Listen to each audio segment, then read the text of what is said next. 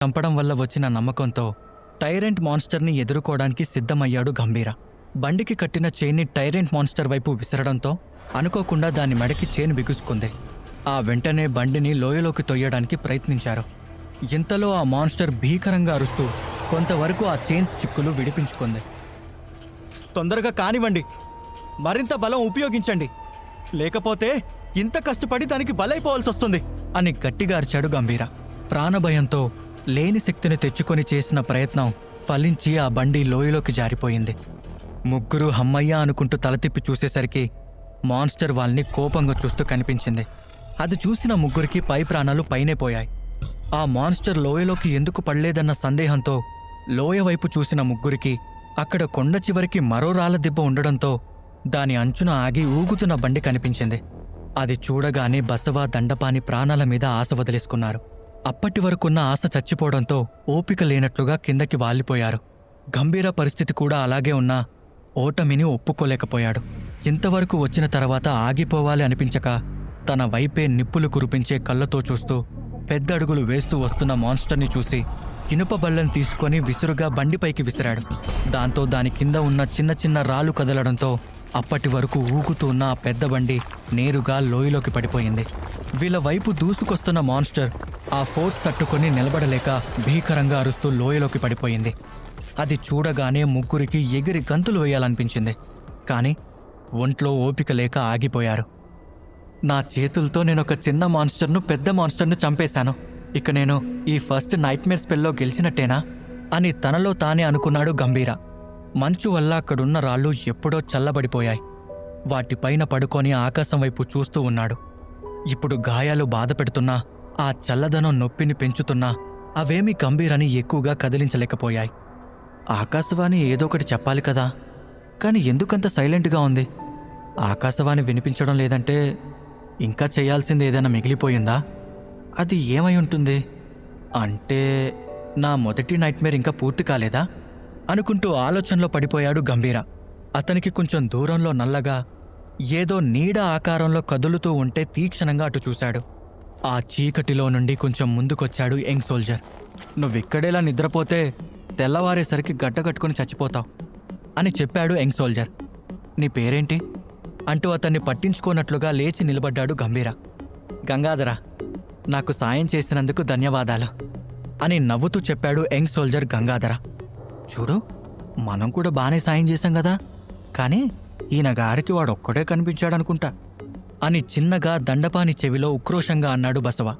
దండపాని అతన్ని మాట్లాడవద్దని సైగ చేసి మౌనంగా వాళ్ళిద్దరినీ గమనించమని కళ్ళతోనే చెప్పాడు. బసవ ఇష్టంగానే వాళ్ళ వైపు చూశాడు. ఇప్పుడు అక్కడ ఆ ముగ్గురు బానిసలు, ఆ యంగ్ సోల్జర్ తప్ప ఇంకెవ్వరూ బతికిలేరు. కొండపైకొచ్చిన వాళ్ళల్లో మిగిలిన అందరూ చనిపోయారు. వాళ్ళ శరీరాలు ముక్కలై అక్కడక్కడ పడున్నాయి. మాన్స్టర్ పిల్లల శవాలు కూడా కనిపిస్తున్నాయి. సైన్స్ ఉన్నా లేకపోయినా మనం బానిసలమే కదా, ఇతనేమో సోల్జర్, ఇప్పుడు ఇతను మళ్ళీ మనల్ని బంధిస్తాడా అని బేలగా దండపనితో అన్నాడు బసవ. గంగాధర మాత్రం వాళ్ళను పట్టించుకోకుండా బోన్ ఫైర్ వైపు నడిచాడు. గంభీర కూడా అతన్ని అనుసరించాడు. కొద్దిసేపు తటపటాయించి అతని వెనుక నడిచారు మిగిలిన ఇద్దరు. ఆ నలుగురు బోన్ ఫైర్ చుట్టూ 4 దిక్కులుగా కూర్చొని చిన్నగా చలి కాచుకోవడం మొదలుపెట్టారు. నన్ను నమ్మచ్చు, మీరలా అనుమానంగా చూడకండి అని చిరునవ్వుతో అన్నాడు గంగాధర. మేము మీకు సాయం చేశాం కాబట్టి ఇలా మాట్లాడుతున్నారు, కానీ లేకపోతే ఇప్పటికీ మమ్మల్ని ఇంకా బానిసల్లాగే చూసేవారు కదా అని వెటకారంగా అడిగాడు బసవ. సూర్యోదయం కాగానే మన దగ్గరున్న కొద్దిపాటి ఆహారం, నీళ్లు తీసుకొని తిరిగి కొండ కిందకు వెళ్ళిపోదాం అంటూ అతని మాటల్ని లెక్క చేయనట్లుగా అన్నాడు గంగాధర. మళ్ళీ ఎందుకు వెనక్కి వెళ్ళడం?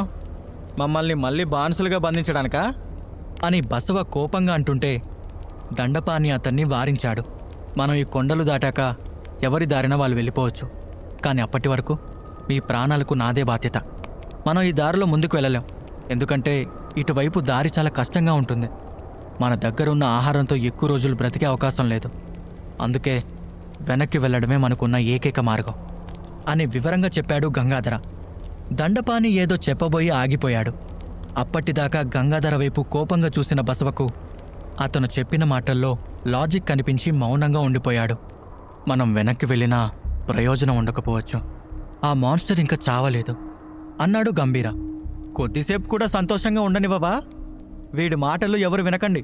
ఈ పిల్లాడికి అప్పుడప్పుడు ఇలాగే పిచ్చి పడుతుంది. మన కళ్ళ ముందే అది లోయలోకి జారిపోవడం చూసి కూడా నమ్మకపోతే ఎలా? ఈ కొండగాలికి పైత్యం పెరిగినట్లుంది. నిజంగానే వాడొక పిచ్చి వెధవా అని బస్వ చెప్తూ ఉండగానే గంగాధర చురుగ్గా అతని వైపు చూశాడు. దెబ్బకి నోరు మూసేశాడు బసవ. ఈ పిల్లాడి ధైర్యం వల్లనే మనం అందరం ఇంకా ప్రాణాలతో ఉన్నాం. అతని గురించి అలా మాట్లాడడానికి నీకు సిగ్గుగా లేదా అని గట్టిగా అడిగాడు గంగాధర. అతని వైపు నిర్లక్ష్యంగా చూసి మొహం పక్కకు తిప్పుకున్నాడు బసవ. దండపాని మాత్రం ఏం మాట్లాడలేదు. గంభీరా, ఎందుకలా అన్నావు? ఏదో కారణం ఉండే ఉంటుంది కదా అని కళ్ళు చిన్నవి చేసి అడిగాడు గంగాధర. రే పిచ్చోడా, నిన్నే గొంతు చించుకొని అడుగుతుంటే నోరు మెదిపి చావే అని అరిచాడు బసవ. పిచ్చి కాదు, నిజం. ఆ మాన్స్టర్ అక్కడున్న కొండపై నుండి మన మీదకు దూకినప్పుడే దానికి ఏమీ కాలేదు. మరి ఇప్పుడిక్కడి నుండి కింద పడితే మాత్రం ఎందుకు చస్తుంది? కొంచెం బుద్ధిని కూడా వాడండి అని గట్టిగా చెప్పాడు గంభీర. అది వినగానే అందరి గుండెల్లో రాయి పడ్డట్టయింది. అది మళ్ళీ రావచ్చు, రాకపోవచ్చు. అది మనం ఖచ్చితంగా చెప్పలేం. కానీ అది ఖచ్చితంగా కొండ కింద ఎక్కడో ఉంటుంది. ఇప్పుడు మనం వెనక్కి వెళ్తే మనమే నేరుగా దాని నోటికి చిక్కడం మాత్రం ఖాయం అని తన అభిప్రాయం చెప్పాడు గంభీర.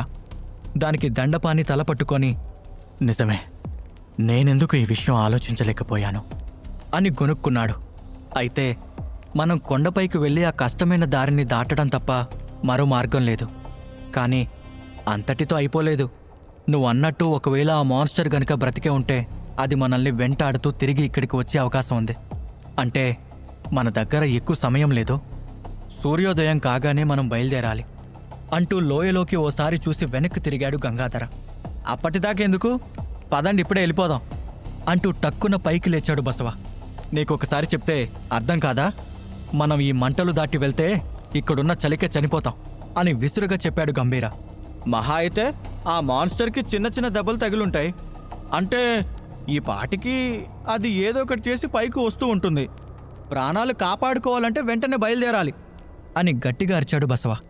ఒకవేళ నిజంగా అది మన వైపు వస్తే మనకు ముందే తెలిసిపోతుంది.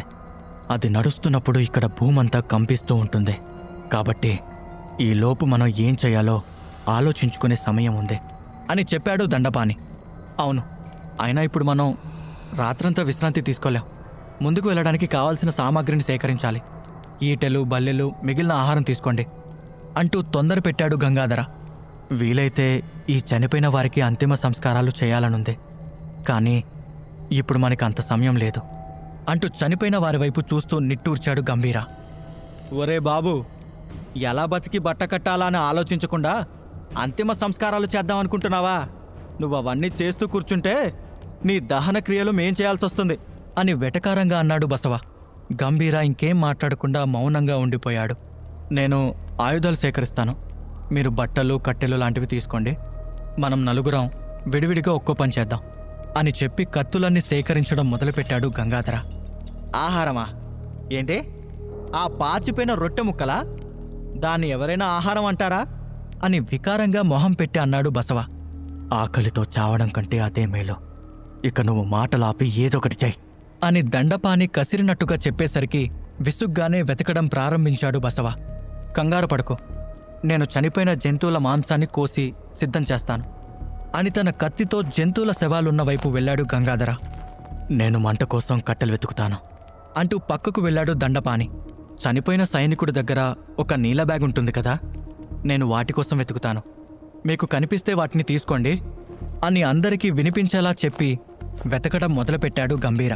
అలా వెతుక్కుంటూ మంటల సెగ తగలనంత దూరంలో ఉన్న సైనికుల శవాల నుండి నీల బ్యాగ్స్ను సేకరిస్తున్నాడు గంభీర.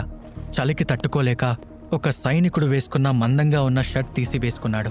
వాళ్ళు నలుగురు మౌనంగా ఎవరి పనిలో వాళ్ళుండగా ఆ నిశ్శబ్ద రాత్రిలో అతనికి ఒక అరుపు వినిపించింది. దాంతో ఒక్కసారిగా అదిరిపడ్డాడు గంభీర. ఏంటది? ఖచ్చితంగా మాన్స్టర్ అరుపైతే కాదు, మరింకేంటి? మరో కొత్త ప్రమాదం రానుందా అని ఆలోచిస్తూ ఉండగానే మరోసారి ఆ అరుపు వినిపించింది. ఈసారి ఆ అరుపు వచ్చిన వైపు వెళ్ళాడు గంభీర. అక్కడొక సోల్జర్ కొన ఊపిరితో కొట్టుమిట్టాడుతూ కనిపించాడు. ఇతను బతికే ఉన్నాడా అనుకుంటూ వేగంగా అతని దగ్గరకు వెళ్ళాడు. అతను ఎవరో కాదు, గతంలో గంగాధర ఇచ్చిన నీళ్లను తాగపోతే కొరడాతో కొట్టిన రాబిన్.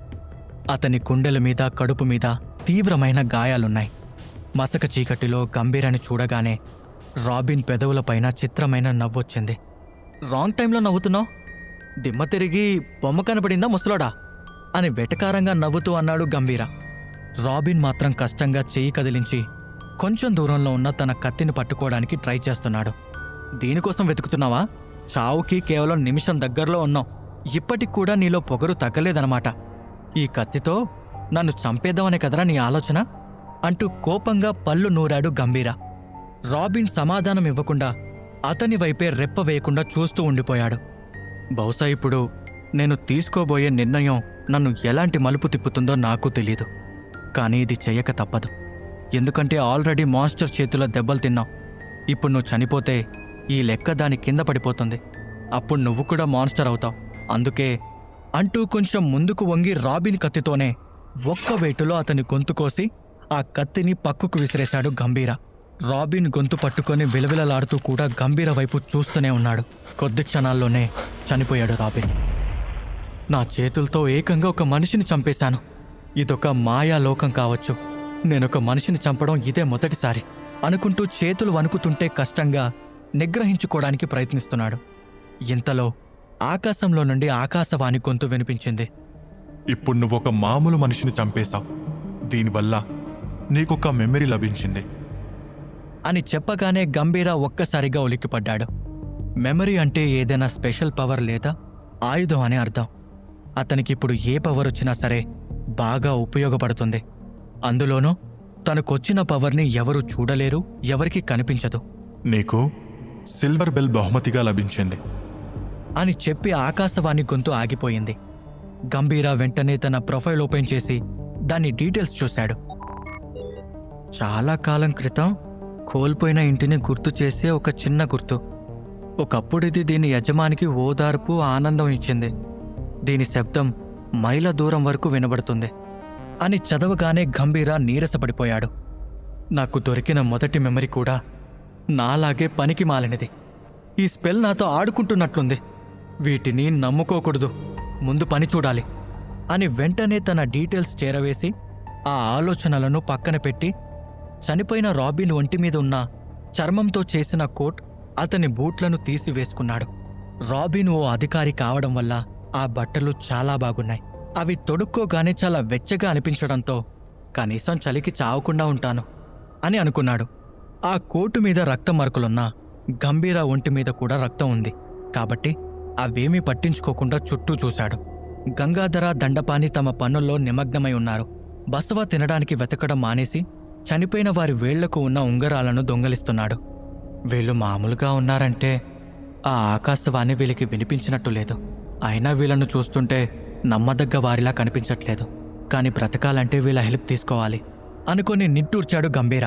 అన్నీ పోగేశాక రాత్రంతా వాళ్ళు ఆ మంటల దగ్గరే కూర్చున్నారు. ఎంత అలిసిపోయినా ఎవరూ నిద్రపోలేదు. ఆ మాన్స్టర్ ఎప్పుడు తిరిగొస్తుందో అన్న భయంతో అటూ ఇటూ చూస్తూనే ఉన్నాడు బసవ.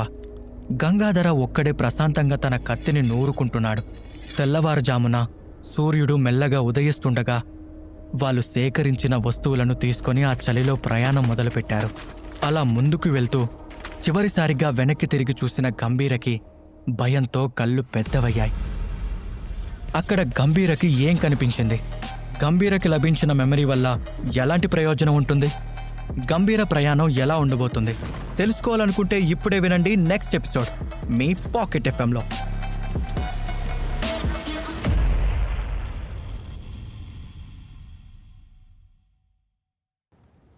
మాన్స్టర్ దాడిలో గాయపడిన రాబిన్ని చంపేసిన గంభీరకి వెండి గంట పవర్ వస్తుంది. ఆ తర్వాత నలుగురు కలిసి కొండకి మరోవైపు వెళ్లడానికి ప్రయాణం మొదలు పెడతారు. అలా ముందుకు నడుస్తూ వెనక్కి తిరిగి చూసిన గంభీరకి అక్కడ మాన్స్టర్ చేసిన విధ్వంసం గుర్తొచ్చి భయంతో ఒళ్ళు చలదరించింది.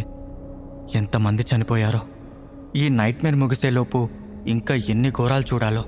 అసలు నేను అన్నిటినీ దాటుకొని బతుకుతానో లేదో కూడా అర్థం కావట్లేదు అనుకొని తన ప్రయాణం మొదలుపెట్టాడు. ఎవరి ఆలోచనలో వాళ్ళు ఉండిపోయి ఎవరూ ఏం మాట్లాడకుండా నడక సాగించారు. చాలా దూరం వెళ్ళిన తర్వాత కొండ చర్యలు విరిగిపడడంతో చాలా దారులు మూసుకునిపోయి అస్తవ్యస్తంగా ఉంది. గంభీర మౌనంగా వెళ్ళి కొండ అంచున నిలబడి లోయలోకి చూస్తున్నాడు. ఏమీ చేయకుండా ఇక్కడే ఉండిపోలేం కదా తర్వాత ఏం చేస్తే బాగుంటుందో ఆలోచించండి అని అన్నాడు దండపాని. మనం ఏం చేయాలో నేను చెప్తాను. మనకు భారం అవుతున్న వాటిని వెంటనే వదిలించుకోవాలి అని గంభీర వేసుకున్న బూట్ల వైపు కోపంగా చూస్తూ అన్నాడు బసవ. చెప్పేదేదో సరిగ్గా చెప్పు, అసలే ఎవరికి ఆలోచించే ఓపిక కూడా లేదు అంటూ విసుక్కున్నాడు గంగాధర. అయితే వినండి, వీడిని ఇక్కడే వదిలేద్దాం. వీడికి కొంచెం పిచ్చి పట్టినట్టుంది. ఇప్పుడు మనతో ఇలాంటి వాడు అవసరమా అని గంభీర వైపు వేలెత్తి చూపిస్తూ విసురుగా అడిగాడు బసవ. గంభీర నమ్మలేనట్టు అతని వైపు చూశాడు. అరే, నువ్వు తప్పుగా అంటూ ఇంకేదో చెప్పబోతున్న గంగాధరని మధ్యలోనే ఆపేశాడు బసవ. చూడండి, అసలు వాడు మన గుంపులో చేరినప్పటి నుండి ఏది కలిసి రావడం లేదు. బహుశా దండపాని చెప్పింది నిజమేనేమో. వీడిని షాడో గాడ్ శపించడం వల్లే ఇలాంటి ఘోరాలన్నీ జరుగుతున్నాయేమో అని ఉక్రోషంతో మాటలను తూటల్లా వదిలాడు బసవ. తను దురదృష్టవంతుడన్నది నిజమే, కానీ బసవ చెప్పింది మాత్రం నిజం కాదు. నేనిక్కడికి రాకముందు నుండే వీళ్ళు బానిసలుగా నానా అగచాట్లు పడుతూ ఉండేవారు. అంతేకాని నేను రావడం వల్ల వీళ్ళకి కొత్తగా కష్టాలు రాలేదు. ఈ గుంపు నాశనం కావాలని రాసిపెట్టుండడం వల్లే అలా జరిగిందేమో అనుకుంటూ మనసులోనే సంఘర్షణ పడ్డాడు గంభీర. కానీ నేనలా ఎప్పుడూ చెప్పలేదే అంటూ బసవ మాటలకు అడ్డుపడ్డాడు దండపాని. ఏదైతేనేం, ముందు మనం వీణ్ణి వదిలించుకుంటేనే మంచిది. ఎలాగూ వాడు ఎక్కువసేపు ఈ పరిస్థితులను తట్టుకోలేడు అంటూ తేల్చి చెప్పేశాడు బసవ. దండపాని ఒక్క క్షణం అతని మాటలతో ఏకీభవిస్తున్నట్లుగా గంభీర వైపు చూశాడు. తొందరపడుకు మిత్రమా, ఈ పిల్లవాడు మనకు ఉపయోగపడవచ్చు. మన ముందున్న భవిష్యత్తు ఇంకెంత దారుణంగా ఉండబోతుందో ఎవరికి తెలుసు. దీనికి ఎవరినీ బాధ్యులని చేయకపోవడమే అందరికీ మంచిది అని స్థిరంగా చెప్పాడు గంగాధర. కానీ అంటూ ఇంకేదో వాదించబోతున్న బసవ వైపు వద్దన్నట్టుగా కళ్ళతోనే సైగ చేశాడు దండపాని. మనం ఎవరినీ వదిలి వెళ్లడం లేదు.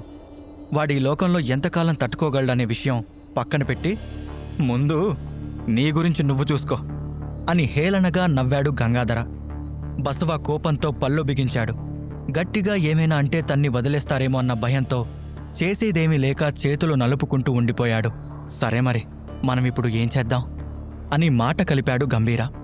వాళ్ళకి ఎదురుగా చెల్లాచెదురుగా పడున్న కొండ చర్యలు, కంటి చివరికి కనిపించినంత ఎత్తుగా నిట్ట నిలువుగా ఉన్న రాళ్ల పర్వతం కనిపించింది.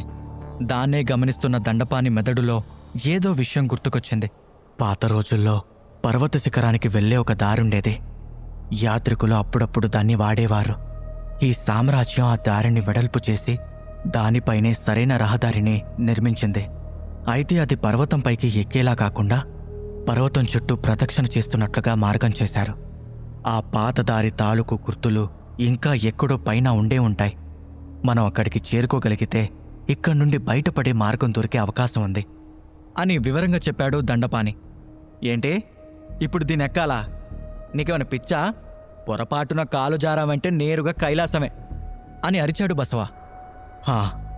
నీ దగ్గర ఇంతకంటే మంచి ఉపాయం ఉందా అంటూ భుజాలు ఎగిరేశాడు దండపాని. దానికి లేదు అన్నట్లుగా దిగులుగా తల అడ్డంగా ఊపాడు బసవ. ఇక కాలయాపన చేయడం ఎందుకు? పదండి, ఎక్కడ మొదలు పెడదాం. ఎక్కే సమయంలో మన దగ్గర ఎంతగా తక్కువ వస్తువులుంటే అంత మంచిది. పర్వతంపైకి ఎక్కే కొద్దీ ప్రతి చిన్న వస్తువు బరువు అయిపోతుంది. ఆ తర్వాత మీ ఇష్టం అని సలహా ఇచ్చాడు గంగాధర. చనిపోయిన సైనికుల దగ్గర తీసుకున్న ఆయుధాలని వదిలేయడానికి ఎవరికీ మనసు రాలేదు. కాని తప్పనిసరి పరిస్థితుల్లో వదిలేయాల్సొచ్చింది.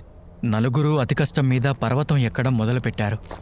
సగం దూరం వెళ్లేసరికి మిగిలిన వారికంటే గంభీర బస్వల పరిస్థితి చాలా దారుణంగా ఉంది. ఒంట్లోని కండరాలన్నీ పట్టేసి ఊపిరి తీసుకోవడం కూడా కష్టమైపోతున్నట్లుగా ఉంది.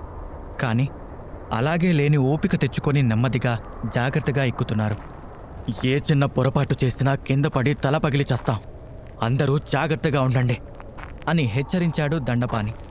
ఒక్కసారైనా మంచి జరిగే విషయాల గురించి ఆలోచించరా సామి అని అరిచాడు బసవ. అది విని చిన్నగా నవ్వుకున్న గంభీర, నిజమే, అలా ఆలోచిస్తే కనీసం ఆ ఆశతో అయినా శక్తి వస్తుందిగా అనుకొని పైకి మాత్రం ఈ స్పెల్లో ఈ స్టేజ్ నుండి బయటపడిన తర్వాత ఏం జరుగుతుంది, మొదటి నైట్మేర్ తర్వాత ఎలాంటి శక్తులొస్తాయో, అవి నాకు ఎంతవరకు ఉపయోగపడతాయో ఊహకి అందడం లేదు. ఏదేమైనా చివరికి బతికితే చాలు. కానీ దాని గురించి ఎవరికైనా వివరాలు తెలిస్తే చెప్పండి అని చేస్తున్న పని మీద దృష్టి పెడుతూనే అడిగాడు. నిజానికి ఫస్ట్ నైట్మేర్ నుండి వచ్చే బెస్ట్ అడ్వాంటేజ్ సోల్ కోర్స్, అంటే అది దొరికిన వ్యక్తి తనలో ఉన్న శక్తిని చూడగలగడమే కాదు, తనకు కావాల్సినట్లు పని చేయించుకోగలడు. అంటే తనలో ఉన్న శక్తిని కావాలంటే పెంచుకోవచ్చు, లేకపోతే తగ్గించుకోవచ్చు అని చెప్పాడు గంగాధర. ఓ, మరి నైట్మేర్ మాన్స్టర్స్కి కూడా ఇదే జరుగుతుందా అని అడిగాడు గంభీర. అవును, నైట్మేర్ మాన్స్టర్స్ విషయంలో కూడా ఇదే జరుగుతుంది. కాకపోతే మామూలు మనుషుల్లా కాకుండా వాటికి ఒకటి కంటే ఎక్కువ కోర్సు ఉంటాయి. అంటే నార్మల్ మాన్స్టర్కి ఒక లెవెల్ కోర్స్ దొరికితే మాన్స్టర్ కింగ్స్ లాంటి టైరెంట్స్కి 5 లెవెల్ కోర్సులు దొరుకుతాయి. ఈ సోల్ కోర్సును ఇంకా డెవలప్ చేసుకోవాలనుకుంటే మిగిలిన వారిలో ఉన్న సోల్ షాట్స్ని తీసుకోవడం ఒకటే మార్గం. అందుకే ప్రాణం పోతుందని తెలిసినా సరే స్పెల్లో ఉన్నవారు స్ట్రాంగ్గా అపోనెంట్స్తో ఫైట్ చేయడానికి సిద్ధంగా ఉంటారు అని ఆయాసపడుతూ చెప్పాడు గంగాధర. సరే, మిగతా వివరాలు కూడా చెప్పండి అని అడిగాడు గంభీర. ఫస్ట్ నైట్మేర్లో ఉన్న సెకండ్ అడ్వాంటేజ్ ఏమిటంటే నెక్స్ట్ లెవెల్కి చేరుకోవడం. ఈ లెవెల్కి చేరుకున్న వారిని డ్రీమర్స్ అంటారు. అంటే ఈ స్థితికి చేరుకున్న వారు డ్రీమ్ వరల్డ్లోకి అడుగు పెట్టడానికి అర్హత సంపాదించుకున్నట్లు. అక్కడ పరీక్ష పాస్ అయిన ఫస్ట్ వింటర్ తర్వాత డ్రీమ్ వరల్డ్లోకి వెళ్ళి అక్కడి నుండి బయటకు వెళ్ళే దారి కోసం వెతకాలి. పరీక్ష పూర్తయి డ్రీమ్ వరల్డ్లోకి వెళ్ళడానికి మధ్యన ఉన్న ఆ గ్యాప్లో ట్రైనింగ్ లాంటిది ఉంటుంది. అది చాలా కష్టంగా ఉండడమే కాదు, చాలా తక్కువ సమయమే ఉంటుంది. ఒక విధంగా అది ఫైనల్ ఛాన్స్ అని చెప్పొచ్చు అని వివరంగా చెప్పాడు గంగాధర. నేను టెంపుల్ స్లేవ్ కదా, నాకసలు శక్తులొస్తాయా? నా స్కిల్స్ ఎంతవరకు పెరుగుతాయో ఏంటో వద్దన్న ఆలోచనలు అటువైపే పోతున్నాయి.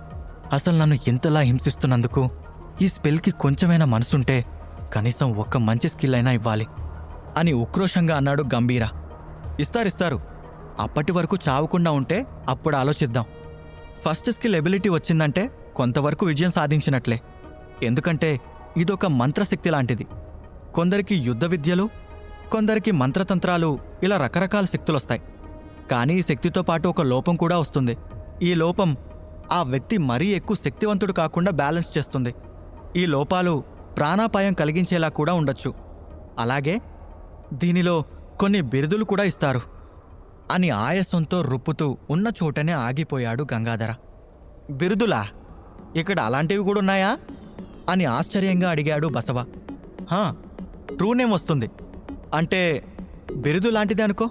దీనివల్ల పెద్దగా లాభం లేకపోయినా గొప్ప వ్యక్తులందరికీ ఇది ఉంటుంది. కానీ మొదటి పరీక్షలోనే ఇది రావడం చాలా అరుదు అని చెప్పాడు గంగాధర. ఆ పైన ఎవరూ ఏం మాట్లాడకుండా తొందరగా పైకెక్కడం మీద దృష్టి పెట్టారు. పర్వతం ఎక్కుతూ ఉండగానే బసవకి సడన్గా కళ్ళు తిరగడం స్టార్ట్ అయ్యింది. ఎక్కేవాడల్లా ఉన్న చోటనే వ్రేలాడుతూ ఏ క్షణానైనా పట్టు వదిలేసేలా ఉన్నాడు. బసవా, ఏమైంది? జాగ్రత్తగా పట్టుకో, లేకుంటే ఇంతసేపు పడిన కష్టం వృధా అయిపోతుంది అని కంగారుగా హెచ్చరించాడు గంభీర. ఇంక నా వల్ల కాదు, చచ్చిపోయేలా ఉన్నాను, ప్లీజ్ కాసేపు ఆగుదాం అని ఆయాసంగా చెప్పాడు బసవ. అతని కళ్ళు మసకబారిపోయి చలికి వణికిపోతున్నాడు. దేవుడా అంటూ అక్కడ ఉన్న ఒక రాయి మీద కుప్పకూలిపోయాడు. కొంపతీసి అతను చనిపోలేదు కదా అని చలనం లేకుండా ఉన్న బసవని చూస్తూ అడిగాడు దండపాని.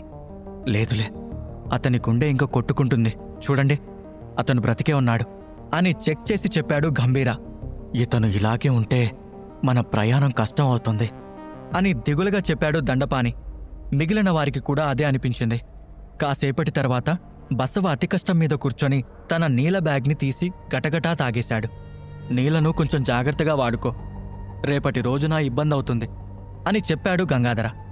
ఎప్పుడూ స్థిరంగా ఉండే అతని గొంతులో ఈసారి ఆందోళన కనిపించింది. కాని అతని మాటలను పట్టించుకోకుండా ఆ నీళ్లను ఖాళీ చేశాడు బసవ.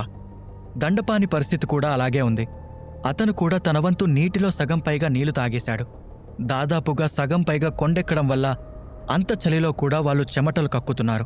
ఈ ముగ్గురిలో గంగాధర మాత్రం ఎలాగోలా తట్టుకోగలుగుతున్నాడు.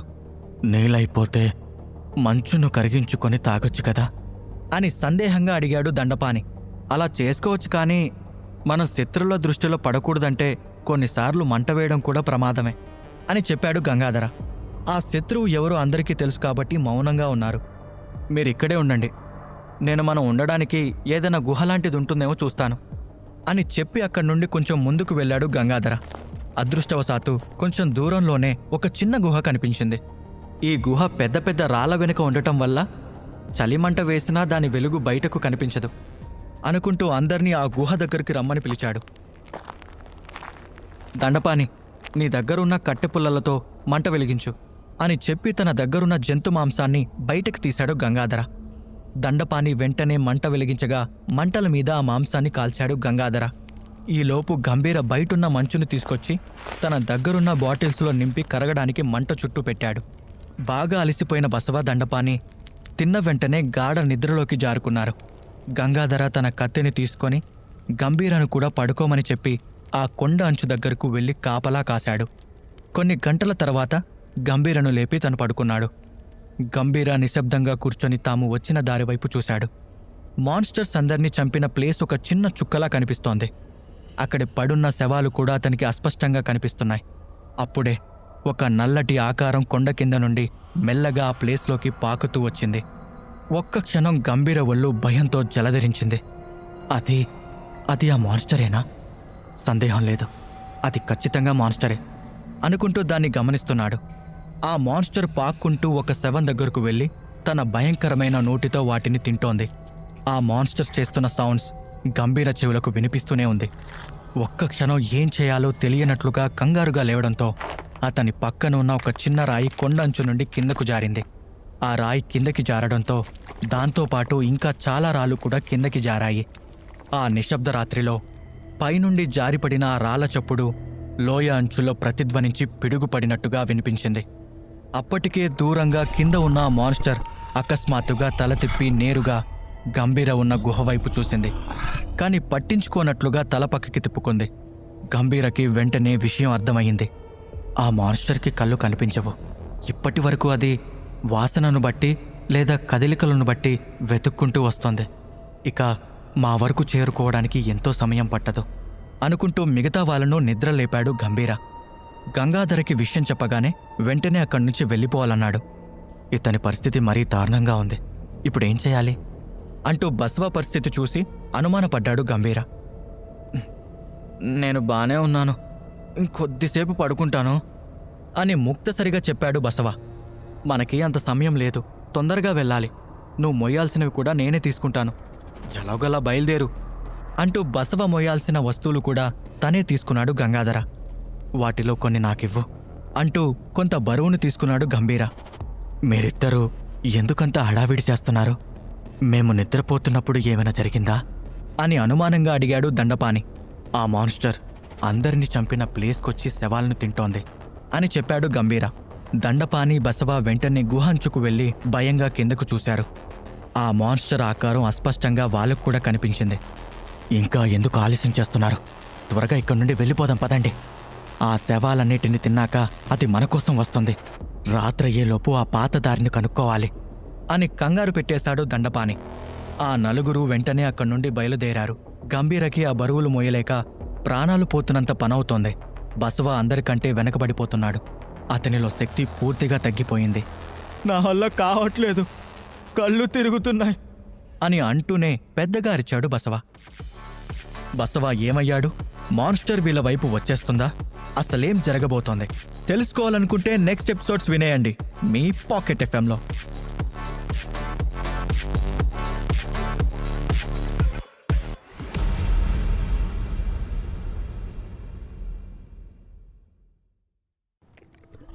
మాన్స్టర్ తిరిగి రావడంతో అందరూ దాని నుండి తప్పించుకోవడానికి రకరకాల పథకాలు వేస్తూ ఉండగానే కొండపై నుండి కిందకి పడిపోతాడు బసవ. అయ్యో, బసవ పడిపోతున్నాడు అని కంగారుగా అరుస్తూ 2 అడుగులు కిందకు వేశాడు దండపాని. కొండపై నుండి పడబోయి చివరి నిమిషంలో ఎలానో తమాయించుకున్నాడు. గంగాధర, గంభీర వెంటనే తమ దగ్గరున్న వస్తువులను పక్కన పడేసి బసవను కాపాడాలని అనుకున్నారు. అప్పటికే బసవ చాలా దూరం కిందకి దొర్లుకుంటూ పోయాడు. ఇక చేసేదేమీ లేనట్లుగా ముగ్గురు బాధగా చూస్తూ ఉండిపోయారు. బసవ గట్టిగా అరుస్తూ ఎలా అయినా బ్రతకాలనే తాపత్రయంతో పట్టు కోసం ప్రయత్నించాడు. కాని అతనికి పట్టు దొరకలేదు. కాపాడండి, కాపాడండి అని చివరి ప్రయత్నంగా పెద్దగా అరిచాడు బసవ. కాని అప్పటికే ఆలస్యమైపోయింది. అతని అరుపులు గాల్లో కలిసిపోయాయి. చివరికి ఒక పెద్ద రాయికి బలంగా ఢీ కొట్టుకొని అక్కడికక్కడే చనిపోయాడు. త్వరగా వెళ్ళండి, బసవని కాపాడండి అని బసవాని అలా చూడలేనట్లుగా అరిచాడు దండపాని. లేదు, వెళ్ళినా ప్రయోజనం ఉండదు, ఎందుకంటే అతను చనిపోయాడు అని ఏ భావం లేకుండా చెప్పాడు గంగాధర. 2 నిమిషాలైనా చలనం లేకుండా పడున్న బసవాని చూసేసరికి ఆ విషయం అందరికీ అర్థమైపోయింది. జాగ్రత్తగా ఉండకపోతే బసవ స్థానంలో తర్వాత ఉండేది మనమే. ఒక అడుగు ముందుకు వెయ్యాలన్నా ఆచితూచి వెయ్యాలి అని హెచ్చరిస్తున్నట్లుగా అన్నాడు గంగాధర. రేపు నాకు కూడా అదే గతి పడుతుందా అన్న ఆలోచన రాగానే భయంతో ఉలికిపడ్డాడు దండపాని. గంభీర గంగాధరల మనసులో ఏవేవో ఆలోచనలు, కాని వాటికి ఓ రూపం రావడం లేదు. వాడు మోస్తున్న వస్తువులను మనం ముందే తీసుకోవడం మంచిదయ్యింది అని నెమ్మదిగా చెప్పాడు దండపాని. ఇతను ఏరు దాటగానే తెప్ప తగిలేసే రకం అనుకుంటా. స్నేహితుడు పోయాడన్న బాధ కంటే వస్తువులు దక్కాయన్న సంతోషమే ఎక్కువగా కనిపిస్తోంది. ఇతనితో కొంచెం జాగ్రత్తగా ఉండాలి అనుకున్నాడు గంగాధర. అవును, అది నిజమే. కానీ బసవా పరిస్థితి చూశాక కూడా ఇతను ఇంత మామూలుగా ఎలా ఉన్నాడో అనుకుంటూ దండపాని వైపు అనుమానంగా చూశాడు గంభీర. అది గమనించిన దండపాని వెంటనే తన మొహంలో భావాలు మార్చేసి, నీ ఆత్మకు శాంతి కలగాలని కోరుకుంటున్నాను మిత్రమా అని బాధపడుతున్నట్లుగా అన్నాడు. నాకెందుకో మొదట్నుంచి ఇతని మీద నమ్మకం లేదు. ఇతని విషయంలో ఏదో తేడా కొడుతోంది. ఎందుకంటే కారణం లేకుండా అతిగా ప్రేమ చూపించే వారిని అస్సలు నమ్మకూడదు. ఒకటి, వాళ్ళు అవసరం కోసం అయినా అలా చేస్తూ ఉండాలి, లేదా నిజంగా అమాయకులైనా అయి ఉండాలి. ఇతని చూస్తుంటే అమాయకుడిలా లేడు. బసవా మీద ఎక్కువ కన్సర్న్ చూపిస్తున్నట్లు ఉండేవాడు, కానీ అతను చనిపోయాక నిజంగా బాధపడినట్లు కనిపించడం లేదు అని మనసులోనే అనుకున్నాడు గంభీర. మన దగ్గర ఎక్కువ సమయం లేదు, మనం వెంటనే బయలుదేరితే మంచిదేమో అని కిందకు చూస్తూ చెప్పాడు గంగాధర. అతని గొంతు మామూలుగానే ఉన్నా దాని వెనుక ఏదో భావం ఉన్నట్టు గంభీర కనిపించింది. నాకెందుకో చాలా బాధగా ఉంది, కానీ ఏం చేస్తాం? ఎలా జరగాలని రాసుంటే అలానే జరుగుతుంది కదా, ఇక ఎక్కువ ఆలోచించకూడదు అని తనని తాను సమాధానపరుచుకున్నట్లుగా ముందుకు నడిచాడు గంభీర. ఆ కొండ అంచు వరకు నడవడం నరకంలా ఉంది. గాలి అప్పటికే చాలా తగ్గిపోయింది. దాంతో ఆక్సిజన్ అందక గంభీరకు తల తిరుగుతోంది, వికారం కలుగుతోంది. హైట్స్ ఎక్కుతున్నప్పుడు ఇలా జరగడం అనేది అందరికీ సహజం. కొన్ని గంటల తర్వాత ఒక దారి వారి కంటపడింది. అది చాలా చిన్నగా, నడవడానికి కూడా ఇరుగ్గా ఉంది. ఇంతకు ముందున్న దారుల కంటే ఇది కొంచెం బెటర్. అబ్బా సాయిరాం, కనీసం ఈ దారైనా నడవడానికి అనుకూలంగా మామూలు దారిలా ఉంది అని సంతోషంగా అన్నాడు దండపాని. మిగిలిన ఇద్దరికి కూడా అదే అనిపించింది. ఇప్పుడు నేను కాసేపు విశ్రాంతి తీసుకోకపోతే చచ్చేలా ఉన్నాను అంటూ వెంటనే తన సంచిని కింద పడేసి అక్కడే ఒక బండకి ఆనుకొని చతికిలబడ్డాడు దండపాని. అప్పటికే అతను భారంగా ఊపిరి తీసుకుంటూ నీటిలో నుంచి బయటపడ్డ చేపలా కొట్టుకుంటున్నాడు. బహుశా మనకి ఎక్కువ సమయం లేదనుకుంటా, ఎలాగోలా ముందుకు వెళ్లడమే మంచిది అని అన్నాడు గంభీర. అవును, త్వరగా లే, ఇప్పుడు విశ్రాంతి తీసుకునే సమయం కాదు అని చుట్టూ చూస్తూ అనుమానంగా అన్నాడు గంగాధర. ఒక్క 5 నిమిషాలు ఆగండి, నేనేమైనా మీలాగా కుర్రోన్ని అనుకుంటున్నారా? నా వయసు గురించైనా కొంచెం ఆలోచించండి అని ప్రాధేయపడ్డాడు దండపాని. ఇంతలో గంగాధర ఏదో అనబోతుంటే అతని భుజంపై చెయ్యి వేసి ఆపాడు గంభీర. ఏంటి, ఇప్పుడు నువ్వు అతనికి సపోర్టా అంటూ విసుక్కున్నాడు గంగాధర. కాదు అన్నట్టు తల ఊపి వెనక్కి వేలు పెట్టి చూపిస్తూ, అక్కడ అది లేదు అన్నాడు గంభీర. ఏది లేదు అని మొహం చిట్లించాడు గంగాధర. అదే బసవా శవం, అక్కడ లేదు అని కొంచెం భయంగానే చెప్పాడు గంభీర.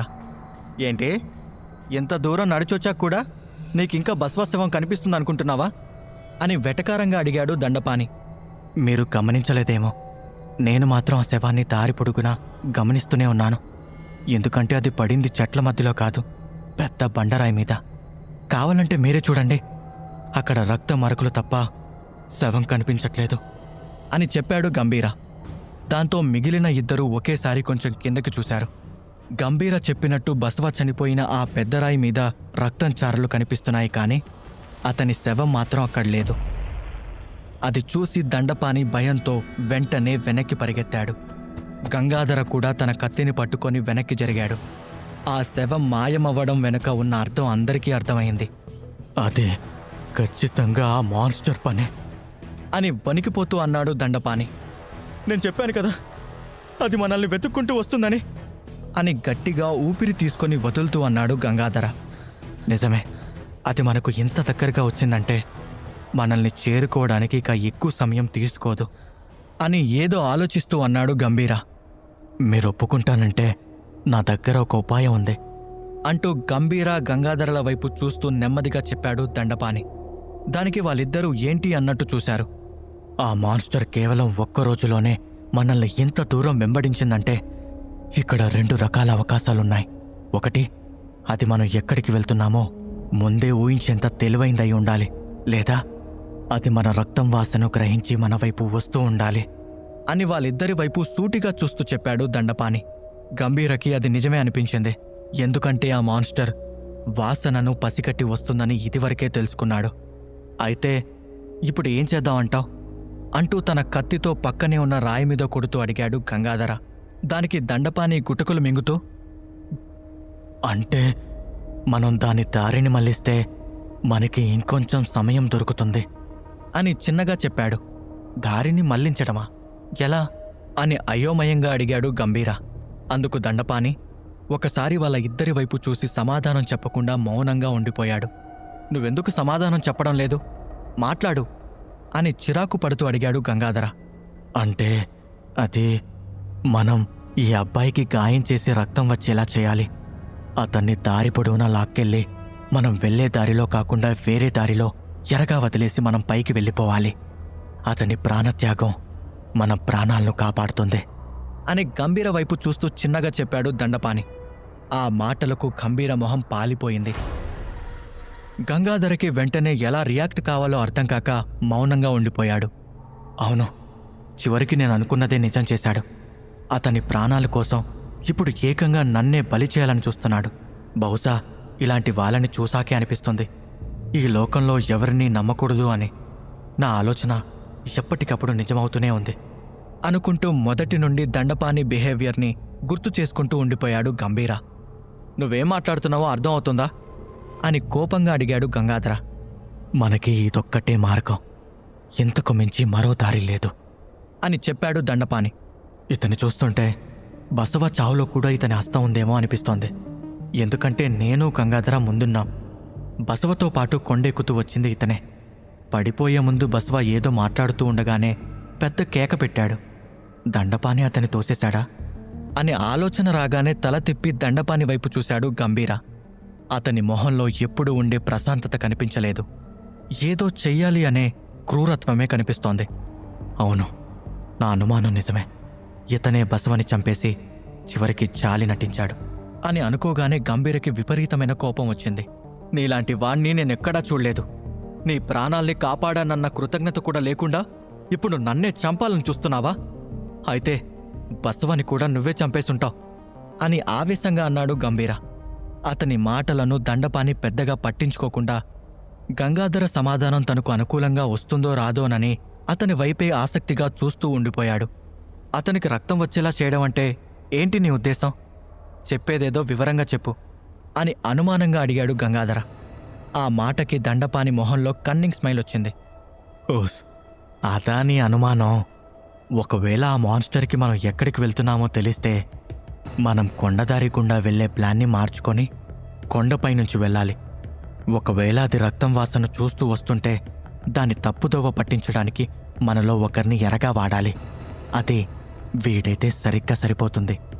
ఎందుకంటే ఆ మాన్స్టర్ని లోయలోకి తోసింది వీడే కదా అని తన ప్లాన్ వివరించాడు దండపాని. ఏయ్, నీకేమైనా పిచ్చా? ఆ మాన్స్టర్ని నేనొక్కడనే ఏదో చేసినట్టు మాట్లాడతావేంటి? నాకు సాయం చేసిన వారిలో నువ్వు ఉన్నావని అది గమనించే ఉంటుంది. మరి నా స్థానంలో నువ్వెందుకు చావకూడదు అని కోపంగా అడిగాడు గంభీర. మాన్స్టర్కి కళ్ళు కనిపించవు అనే విషయం గంభీర బయట పెట్టాలనుకోలేదు. తన మాటలకి గంగాధర ఆలోచనలో పడ్డం గమనిస్తూనే ఉన్నాడు దండపాని. అతనికి గంభీర మాటలు చెవిలోకి కూడా దూరలేదు.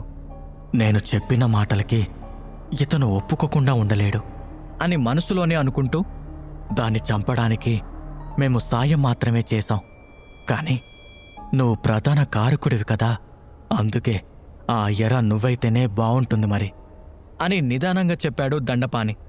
చూడండి, నా జోలికొస్తే మాత్రం మిమ్మల్నిద్దరిని కూడా చంపడానికి నేను క్షణం కూడా ఆలోచించను అని గట్టిగా అరిచాడు గంభీర. ఎందుకలా మాట్లాడతావు? నువ్వే కదా మొదట్లో నేను చచ్చిన వాడితో సమానం, అంటూ నీ గురించి నువ్వే చెప్పుకొచ్చావు. మరిప్పుడు మా కోసం నువ్వు చచ్చిపోవడంలో నీకొచ్చిన సమస్య ఏంటి అని రెట్టించాడు దండపాని. అయితే అదే పట్టుకొని ఉంటావా? అలా అయితే వయసు అయిపోయిన ముసలోడివి నువ్వు. ముందు నువ్వే చావచ్చుగా, నన్నెందుకు బలి చేస్తున్నావు అని తిరిగి నిలదీశాడు గంభీర. దండపాని చూపు మొత్తం గంగాధర వైపే ఉంది. 5 నుండి 10 నిమిషాలైనా గంగాధర నోటి నుండి ఎలాంటి మాట బయటికి రాకపోయేసరికి అతనిలో అసహనం పెరిగిపోయింది. మన ముగ్గురిలో ఎక్కువ గాయపడింది వీడు మాత్రమే. ఖచ్చితంగా ఆ మాన్స్టర్ వీడి రక్తం వాసాన్ని పసిగట్టి వస్తుంది. అందుకే వీణ్ణి చంపి పడేస్తే మనకి కాస్త సమయం దొరుకుతుంది అని గంగాధర మైండ్లోకి తన కన్నింగ్ ప్లాన్ స్థిరంగా నాటుకుపోయేలా చెప్పాడు దండపాని. ఈసారి పూర్తిగా సహనం కోల్పోయిన గంభీర దండపానిని కొట్టడానికి అతని మీదకు వెళ్ళాడు. మనలో మనం ఇలా పోట్లాడుకుంటే ఆ మాన్స్టర్ వచ్చి ముగ్గురిని ఒకేసారి చంపి తినేస్తుంది. తర్వాత మీ ఇష్టం అని ఇద్దరిని విడిపించి కోపంగా అరిచాడు గంగాధర. గంభీర దండపాని ఒకరినొకరు చంపేసేలా చూసుకుంటూ మౌనంగా ఉండిపోయారు. అసలు నీకు ఇంత దారుణమైన ఆలోచన ఎలా వచ్చింది అంటూ దండపాని వైపు తిరిగాడు గంగాధర. అది వినగానే షాక్ అయ్యాడు గంభీర. ఇతను కూడా దండపానికే సపోర్ట్ చేస్తాడని మైండ్లో గట్టిగా ఫిక్స్ అవడంతో గంగాధర మాటలు నమ్మలేకపోయాడు. గంగాధర అలా మాట్లాడతాడని ఎక్స్పెక్ట్ చేయని దండపాని కంగు తిన్నాడు. ఎలా అయినా అతన్ని ఒప్పించగలిగితే తను సర్వైవ్ అవ్వచ్చనుకున్నాడు. తప్పనిసరి కాబట్టి అలా చెప్పాల్సొచ్చింది. కాని మనం ఏదో ఒకటి చేయకపోతే మనం ముగ్గురం చనిపోతాము. ఇలా చేస్తే కనీసం ఈ అబ్బాయి మరణం మన ఇద్దరి ప్రాణాలనైనా కాపాడుతుంది. అతని త్యాగానికి అతని ఆత్మకి శాంతి కలిగిస్తాడు ఆ దేవుడు అని నెమ్మదిగా చెప్పాడు దండపాని. అప్పటికప్పుడు రంగులు మారుస్తున్న అతని తీరు చూస్తుంటే గంభీరకి పట్టరానంత కోపం వస్తోంది. దండపాని వైపు నుండి ఆలోచిస్తే అతని ఆలోచన సరైందే అయినా అందులో తను పావు కావడం జీర్ణించుకోలేక ఏదో అనబోయి గంగాధర రియాక్షన్ ఎలా ఉంటుందో చూడాలనిపించి ఆగిపోయాడు గంభీర. సరే, నాకు కొంచెం ఆలోచించుకోవడానికి సమయం ఇవ్వండి అంటూ పక్కకి వెళ్ళిపోయాడు గంగాధర. అది చూడగానే విజయం సాధించినట్లుగా గర్వంగా నవ్వాడు దండపాని. అది చూసి గంభీరకి మరింత ఆవేశం వచ్చింది. ఇప్పుడు వీడు ఆ ముసలుడి వైపు నిలబడితే నేను ఎంత పోరాడినా నాకు చావు ఖాయం. ఎందుకంటే ఇతని దగ్గర ఆయుధాలున్నాయి. నేను ఎంత పోరాడినా ఇద్దరు వ్యక్తుల నుండి తప్పించుకోవడం అనేది సాధ్యపడదేమో అనిపిస్తోంది. అయినా ఇప్పుడు ఈ ముసలోడు బతికి ఎవరిని ఉద్ధరించాలి? నిజంగా ఈ సోల్జర్కి బ్రెయిన్ ఉంటే దీనికి ఒప్పుకోకూడదు. అలా కాకుండా అతి తెలివితో ఆలోచిస్తే ఒప్పుకోవచ్చు. ఏది ఏమైనా కానీ మీరిద్దరూ నా జోలికొస్తే ఆ రాబిన్ గాడికి పట్టిన గతే మీకు పడుతుంది. నా వరకు వస్తే ఎవరిని వదిలే ప్రసక్తే లేదు. నేను బతకడం కోసం ఏమైనా చేస్తాను, ఎవరినైనా చంపుతాను అని పిడికిలి బిగించి కసిగా అనుకుంటూ గంగాధర ఏం చెప్తాడోనని చూశాడు గంభీర. కాని గంగాధర మాత్రం ఎవరిని పట్టించుకోకుండా చేతిలో కత్తి పట్టుకొని నేలవైపు చూస్తూ ఆలోచిస్తున్నాడు. అతని బుర్రలో ఏం ఆలోచనలు సాగుతున్నాయో దండపానికి అస్సలు అర్థం కావడం లేదు. ఇంకా ఆలోచించి సమయం వృధా చేయకు. త్వరగా నేను చెప్పిన పని చేయి, లేకపోతే ఆ మాన్స్టర్ చేతిలో బలైపోతావు అని తొందర పెట్టాడు దండపాని. చాలాసేపటి తరువాత గంగాధర ఏదో నిర్ణయానికి వచ్చినట్టు తలెత్తి అతని వైపు చూస్తూ, నా ప్రశ్నకి సమాధానం చెప్తావా అని అడిగాడు. గంభీర కళ్ళు చిన్నవి చేసి అనుమానంగా చూస్తున్నాడు తప్పితే ఎలాంటి స్టెప్ తీసుకోలేదు. ఏంటది అని ఆతృతగా అడిగాడు దండపాని. ఇద్దరిని రక్షించడానికి ఒకరిని బలివ్వాలి అన్నావు. నా కంటికి నువ్వే చావుకు దగ్గరగా ఉన్నట్టు కనిపిస్తున్నావు. ఎందుకంటే ఈ కొండంచు వరకు నడిచే ఓపిక నీలో లేదు అంటూ రెప్ప వేయకుండా అతన్నే చూస్తూ చెప్పాడు గంగాధర. అతని మాటలకి దండపాని భయంగా చూశాడు. ఇదేంటి ఉన్నట్టుండి గంగాధర ఇలా మాట్లాడుతున్నాడు? దీని వెనుక కూడా ఏమైనా కుట్రుందా అని అనుమానంగా చూస్తున్నాడు గంభీర. గంగాధర ప్లాన్ ఏంటి? ప్రమాదం నుండి గంభీర బయటపడగలడా? డ్రీమ్ వరల్డ్లో నెక్స్ట్ ఏం జరుగుతోంది తెలుసుకోవాలనుకుంటే ఇప్పుడే నెక్స్ట్ ఎపిసోడ్ని వినండి మీ పాకెట్ ఎఫ్ఎంలో.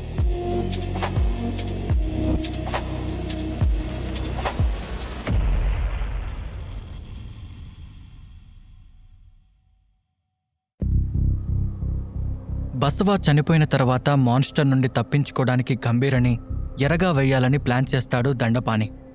దానికి గంగాధర ఒప్పుకోకుండా గంభీరని సపోర్ట్ చేస్తాడు. ఎలా అయినా గంగాధరని ఒప్పించాలని కంకణం కట్టుకున్నాడు దండపాని. అయ్యా, అసలే వీడికి దెబ్బ తగిలింది. దానికి తోడు మాన్స్టర్ దాడిలో చనిపోయిన మరో బానిస రక్తం వీడి మీద పడింది. ఇప్పుడు వాడు వేసుకున్న కోటు కూడా రక్తంతో తడిసిందే. వీడి ఒంటి నుండి రక్తపు వాసనొస్తోంది. వీడిని మనతో ఉంచుకుంటే ఆ మాన్స్టర్ మనల్ని సులభంగా పసిగడుతుంది. అందుకే వీడే సరైన బలిపశువు అని గంగాధర మాటలకి ఒకంత కోపంగా చెప్పాడు. ఈ ముసలోడికి జిత్తుల మారి నక్కకున్నన్ని తెలివితేటలున్నట్టున్నాయి. మాటలతో ఎవరినైనా మాయ చేసేలా ఉన్నాడు అని తిట్టుకుంటూ దండపాని వైపు కోపంగా చూశాడు గంభీర. దండపాని చెప్పిన కారణం చాలా బలంగా ఉండేసరికి నీ మాటల్లో నిజం ఉంది అంటూ గంగాధర తన కత్తిని వేగంగా పైకెత్తాడు. నా ఆలోచన ఎప్పుడూ తప్పు కాదు అని గర్వంగా అనుకున్నాడు దండపాని. గంభీర అన్నిటికీ సిద్ధంగా ఉన్నాడు కాబట్టి వెంటనే అలర్ట్ అయిపోయాడు. కాని ఆ కత్తి గంభీర వైపు కాకుండా దండపాని వైపు చూపిస్తూ చిన్నగా నవ్వాడు గంగాధర. కత్తి ఎప్పుడైతే తన మీదకొచ్చిందో దండపాని కంగు తిన్నాడు.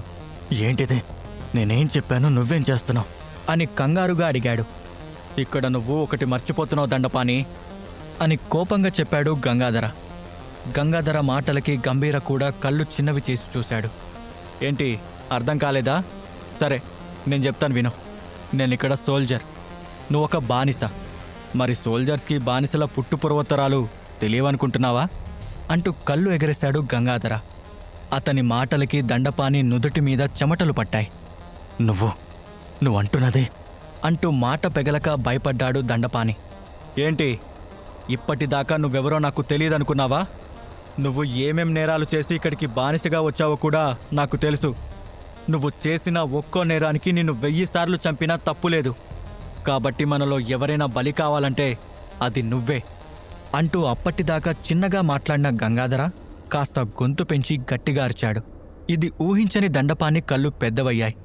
తన ప్లాన్ తలకిందులు కావడంతో వణుకుతూ, కానీ ఆ రక్తపు వాసన సంగతేంటి? ఆ మాన్స్టర్ ఖచ్చితంగా వీణ్ణి వెతుక్కుంటూ వచ్చి నిన్ను కూడా చంపేస్తుంది. ఇది నువ్వు ఎందుకు ఆలోచించలేకపోతున్నావు అంటూ ఎలాగైనా తప్పించుకోవాలని తన మాటల గారడి మళ్లీ మొదలుపెట్టాడు. దాని గురించి నువ్వేం బాధపడకు. ఎందుకంటే గంభీర ఒంటి మీదున్న వాసన కంటే ఎక్కువ రక్తం నీ ఒంటి నుండి వచ్చేలా నేను చేస్తానుగా అని క్రూరంగా నవ్వాడు గంగాధర. ఆ సమయంలో దండపాని కంటికి గంగాధర ఒక మనిషిలా కాకుండా ఒక మృగంలా కనిపించాడు. అతను భయపడుతూ ఇంకా ఏదో మాట్లాడబోయేలోపే ఒక్క దెబ్బతో అతని కాలుని నరికేశాడు గంగాధర. దండపాని తేరుకొని అరిచేలోపే అతని రెండో కాలును కూడా నరికేశాడు గంగాధర. దాంతో దండపాని అరిచిన అరుపులు ఆ లోయ మొత్తం ప్రతిధ్వనించాయి. దండపాని జుట్టు పట్టుకొని ఈడ్చుకొని వెళ్తూ, నువ్విక్కడే ఉండు, ఇప్పుడే వస్తాను అని గంభీరకి చెప్పి వెళ్ళిపోయాడు గంగాధర. దండపాని బాధతో గట్టిగట్టిగా అరుస్తూనే ఉన్నాడు. ప్లీజ్, నీకు దండం పెడతాను, నన్నేం చేయకు, నన్ను కాపాడు అని ప్రాణభిక్ష కోసం అరుస్తున్నా పట్టించుకోకుండా అతన్ని ఒక రాయి వెనక్కి లాక్కొని పోయాడు గంగాధర. అదంతా చూస్తున్న గంభీరకి మనుషులు నిమిషాల్లో ఎలా క్రూరంగా మారిపోతారు అనేది కళ్లకు కట్టినట్టుగా కనిపించింది. రాళ్ల వెనక నుండి దండపాని ప్రాణభయంతో చేస్తున్న అరుపులు ఒక్కసారిగా ఆగిపోయాయి. అతన్ని చంపేశాడా అనుకుంటూ కంగారుగా అటే చూస్తూ ఉండిపోయాడు గంభీర. కొంత సమయం తర్వాత గంగాధర తన మొహానికి ఉన్న రక్తం తుడుచుకుంటూ తిరిగి వచ్చాడు. ఏమీ జరగనట్టే చాలా ప్రశాంతంగా ఉన్నాడు. ఆ ప్రశాంతతే గంభీరకు మరింత భయం కలిగించింది. ఇప్పుడు ఈ ప్రయాణంలో గంభీర, గంగాధర మాత్రమే మిగిలారు. గంభీరకు ఏదో తెలియని ఒంటరితనం, దిగులు కలిగాయి. జరిగిన దాని గురించి నువ్వేం బాధపడకు, అది నీ తప్పు కాదు. ఆ నిర్ణయం నాది మాత్రమే అని గంభీర మొహంలో కనిపిస్తున్న దిగులు చూసి చెప్పాడు గంగాధర. గంభీర ఏం మాట్లాడకపోయేసరికి మళ్ళీ అతనే మాట్లాడుతూ, అయినా ఆ ముసలోడు చేసిన పాపాలు నీకు తెలిస్తే నువ్వే చంపేసేవాడివి. కానీ అవి నీకు తెలియకపోవడమే మంచిది. అతన్ని నేను న్యాయంగానే చంపానని మాత్రం నమ్ము చాలు అని చెప్పాడు. అయినా గంభీర నుండి ఎటువంటి సమాధానం రాకపోవడంతో, నీకు మాట్లాడడం అంటే పెద్దగా ఇష్టం లేనట్టుంది కదా నవ్వుతూ అన్నాడు గంగాధర. అయినా కూడా గంభీర ఏం మాట్లాడలేదు. ఆ తర్వాత వారిద్దరూ చాలాసేపు ఎవరి ఆలోచనలో వారుండిపోయారు. ఆ సన్నటి దారిలో కొన్ని గంటలు నడిచిన తర్వాత, ఇక ఈ రోజుకి మన ప్రయాణం ఆపేయాలి, మళ్ళీ ఏదైనా గుహలాంటిది కనిపిస్తుందేమో వెతుకు అని గంగాధర చెప్పేసరికి గంభీర కూడా అటూ ఇటూ చూడ్డం మొదలుపెట్టాడు. కరెక్ట్గా సూర్యుడు అస్తమిస్తుండగా గంగాధర చిన్న గుహను చూశాడు. మనం ఇప్పుడు ఈ చలిగాలి నుండి తప్పించుకోవాలంటే అదొక్కటే మార్గం అని గంగాధర చెప్పాడు. గుహలోపలికి వెళ్ళిన తర్వాత గంభీర కట్టెలు అంటించబోయాడు. గంగాధర తల అడ్డంగా ఊపుతూ, ఈరోజు మనం మంటలు లేకుండానే ఉండాలి. ఆ మాన్స్టర్ చాలా దగ్గరలో ఉంది. మనం మంట వెలిగిస్తే అది ఖచ్చితంగా త్వరగా మనల్ని చేరుకుంటుంది అని చెప్పాడు. గంభీరకి కూడా అదే నిజమనిపించి మౌనంగా కూర్చున్నాడు. ఆ చలికి వేడి లేకుండా ఉండడం కష్టమే అయినా గుహకి పెద్ద బండరాళ్ళు అడ్డుగా ఉండడం వల్ల గడ్డ కట్టి చనిపోయే పరిస్థితి అయితే లేదు. ఎలాగైనా ఆ మాన్స్టర్కి దొరకకుండా ఉంటే అంతే చాలనుకున్నాడు. నీకు ఒక విషయం చెప్పనా? మామూలుగా చీకటిలో కూడా నా పక్కన ఎవరైనా ఉంటే వారి ఉనికిని నేను గమనించగలను. కానీ నీ విషయంలో మాత్రం అది ఎందుకో పనిచేయట్లేదు. నువ్వెక్కడున్నావో కూడా అర్థం కావట్లేదు అని చిన్నగా చెప్పాడు గంగాధర. దానికి గంభీర మౌనంగానే ఉన్నాడు తప్పితే నోరు విప్పలేదు. గంగాధర నెక్స్ట్ స్టెప్ ఏ విధంగా ఉండొచ్చో ఊహిస్తూ కళ్ళు మూసుకొని ఉండిపోయాడు. ఏంటి సార్, నిద్రపోతున్నారా? కానీ నమ్మాలనిపించడం లేదే, ఏం చేద్దాం అని అదోలా నవ్వుతూ అడిగాడు గంగాధర. నేను నిద్రపోయాక నన్ను కూడా చంపేయాలని చూస్తున్నావా? లేక ఈరోజు దండపాణిని చంపేసినట్టు రేపు ఉదయం నన్ను చంపాలని ప్లాన్ చేశావా అని అడిగాడు గంభీర. తెలివైన వాడివే. అవును, నువ్వు నిద్రపోతున్నప్పుడు నిన్ను చంపేద్దామని ప్లాన్ చేసుకున్నాను. అలా అయితే నీకు పెద్ద బాధ ఉండదనుకున్నాను అని చెప్పాడు గంగాధర. గంభీర అతని వైపు విచిత్రంగా చూశాడు. ఈ విషయం చెప్పాక నువ్వు నన్ను ఇక ఎప్పటికీ నమ్మవని నాకు తెలుసు. నిజం చెప్పాలంటే నిన్ను చంపాలనే ఉద్దేశం నాకు లేదు. కానీ నేను బతకాలంటే తప్పదుగా. మరి పరిస్థితులు వేరుగా ఉంటే నిన్ను తప్పించడానికి నిన్ను సంతోషంగా ఆ మాన్స్టర్ని ఎదుర్కొనేవాణ్ణి. కానీ నా ప్రాణం నాది మాత్రమే కాదు, నేను నెరవేర్చాల్సిన ఒక బాధ్యత ఉంది. అది పూర్తయ్యే వరకు నేను చనిపోవడానికి వీల్లేదు. దానికోసం నేను చంపక తప్పడం లేదు. ఈ నిజం నువ్వు గుర్తిస్తే నేను చంపి తప్పు చేశానే అన్న బాధ నాకుండదు అని భారంగా చెప్పాడు గంగాధర. నన్ను చంపేస్తానంటూ మళ్ళీ అర్థం చేసుకోమంటాడేంటి? అయినా ఇతను ఒకసారి స్నేహంగా మరోసారి కక్షతో ఉన్నట్లుగా ప్రవర్తిస్తున్నాడే. అంటే ఇప్పుడు నేను వెళ్ళి నన్ను చంపుకో, నేను నిన్ను అర్థం చేసుకుంటాను అని చెప్పాలా అనుకుంటూ మనసులోనే మండిపడ్డాడు గంభీర. ఆ తరువాత కాస్త ధైర్యం తెచ్చుకొని, నీ గురించి నువ్వు ఆలోచించుకొని ముందుకు వెళ్ళాలి. అంతేకాని నీ ప్రాణం కోసం ఇతరులను చంపడం కరెక్ట్ అని నువ్వు అనుకుంటున్నావా? నువ్వు నెరవేర్చాల్సిన బాధ్యత నీకుంటే నేను బతకాల్సిన అవసరం నాకు ఉంది. నా వల్ల నీ ప్రాణం నిలబడుతుంది అన్నావు. కానీ ఆ మాన్స్టర్ మనలో ఒక్కరిని కూడా వదలదు అని నీకు కూడా తెలుసు. మరి ఇంకా దేనికి నీ తాపత్రయం అని కోపంగా అడిగాడు గంభీర. ఆ మాటలు గంగాధరకి సూటిగా తగలడంతో ఇంకేమీ మాట్లాడలేదు. అసలు నాకొక విషయం చెప్పు, నువ్వు బతకడానికి నేనెందుకు చనిపోవాలి అని నిలదీశాడు గంభీర. చూడు, నేనసలు ఇప్పుడు నిన్ను చంపబోతూ క్షమించమని అడగవలసిన అవసరం కూడా నాకు లేదు. కానీ అలా అడిగానంటే దాని అర్థం తప్పనిసరి పరిస్థితిలో ఇలాంటి పని చేయవలసి వస్తుందని తెలియచెప్పాలని తపన మాత్రమే. ఎవరు ఒప్పుకున్నా ఒప్పుకోకపోయినా కొన్ని పనులు ఆగవుగా అన్నాడు గంగాధర. నువ్వు చెప్పింది నిజమే, కానీ ఈ సమస్యకు అదొక్కటే పరిష్కారం కాదుగా. సరే, ఒక పని చేద్దాం, మనం విడిపోదాం. ఆ తర్వాత ఆ మాన్స్టర్ నన్ను పట్టుకున్నా కూడా నీకు ఎలాంటి సమస్య రాదు. నీ చేతుల్లో చనిపోవడం కంటే ఆ మాన్స్టర్తో పోరాడి చనిపోయాననే ఆనందం నాకు మిగులుతుంది అని చెప్పాడు గంభీర. ఆ మాన్స్టర్ నోటికి చిక్కి చావడం అనేది చిన్న విషయం అనుకుంటున్నావా? అది చాలా భయంకరంగా చంపుతుంది.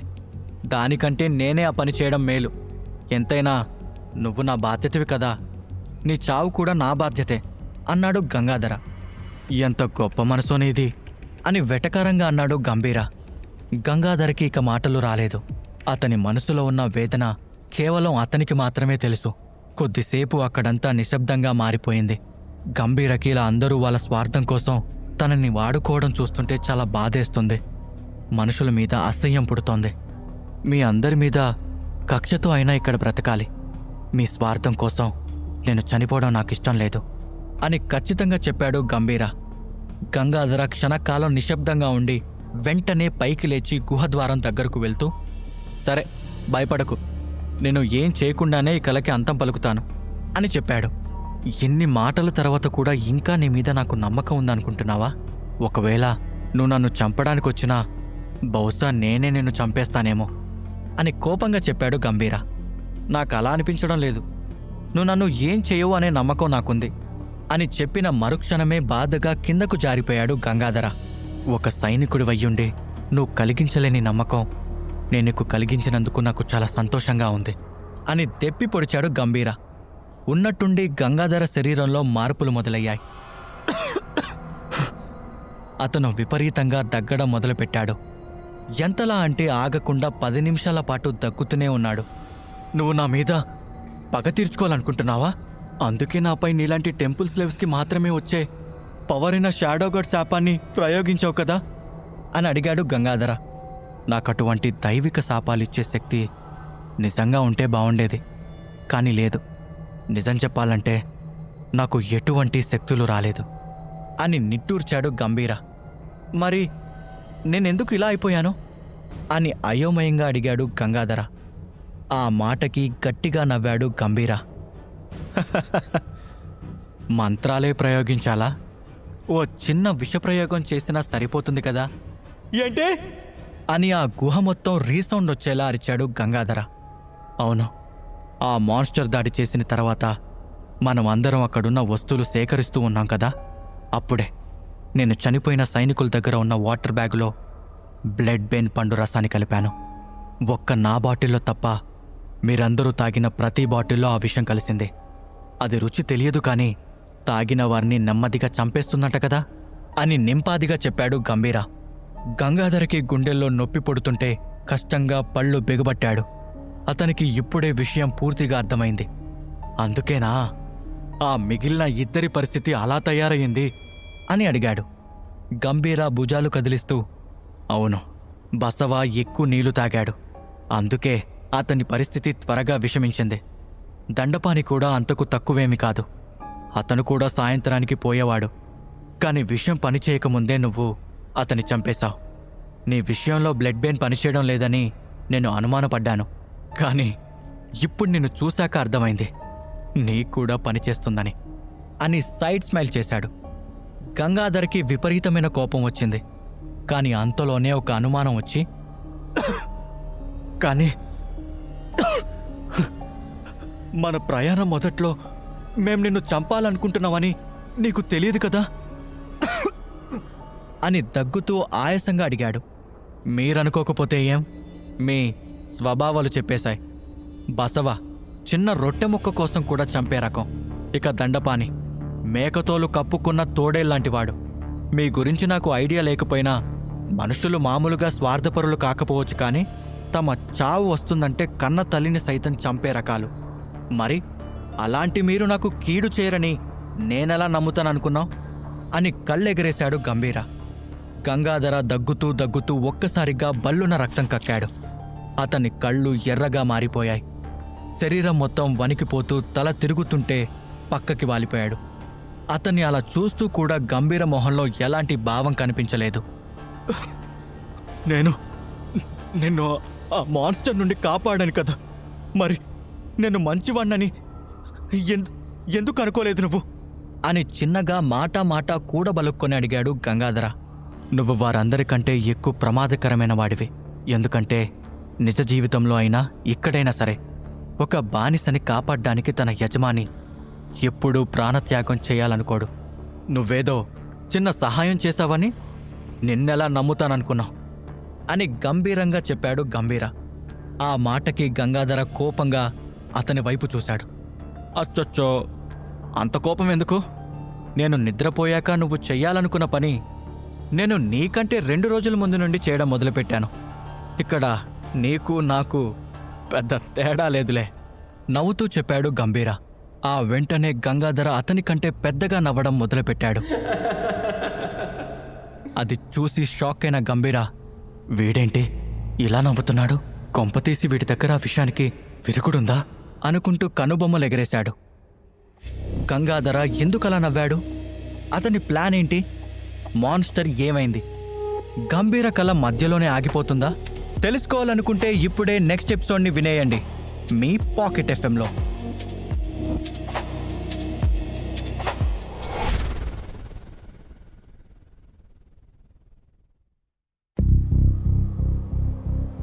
బసవ చనిపోవడానికి కారణం గంభీర అన్న విషయం తెలుసుకొని షాక్ అవుతాడు గంగాధర.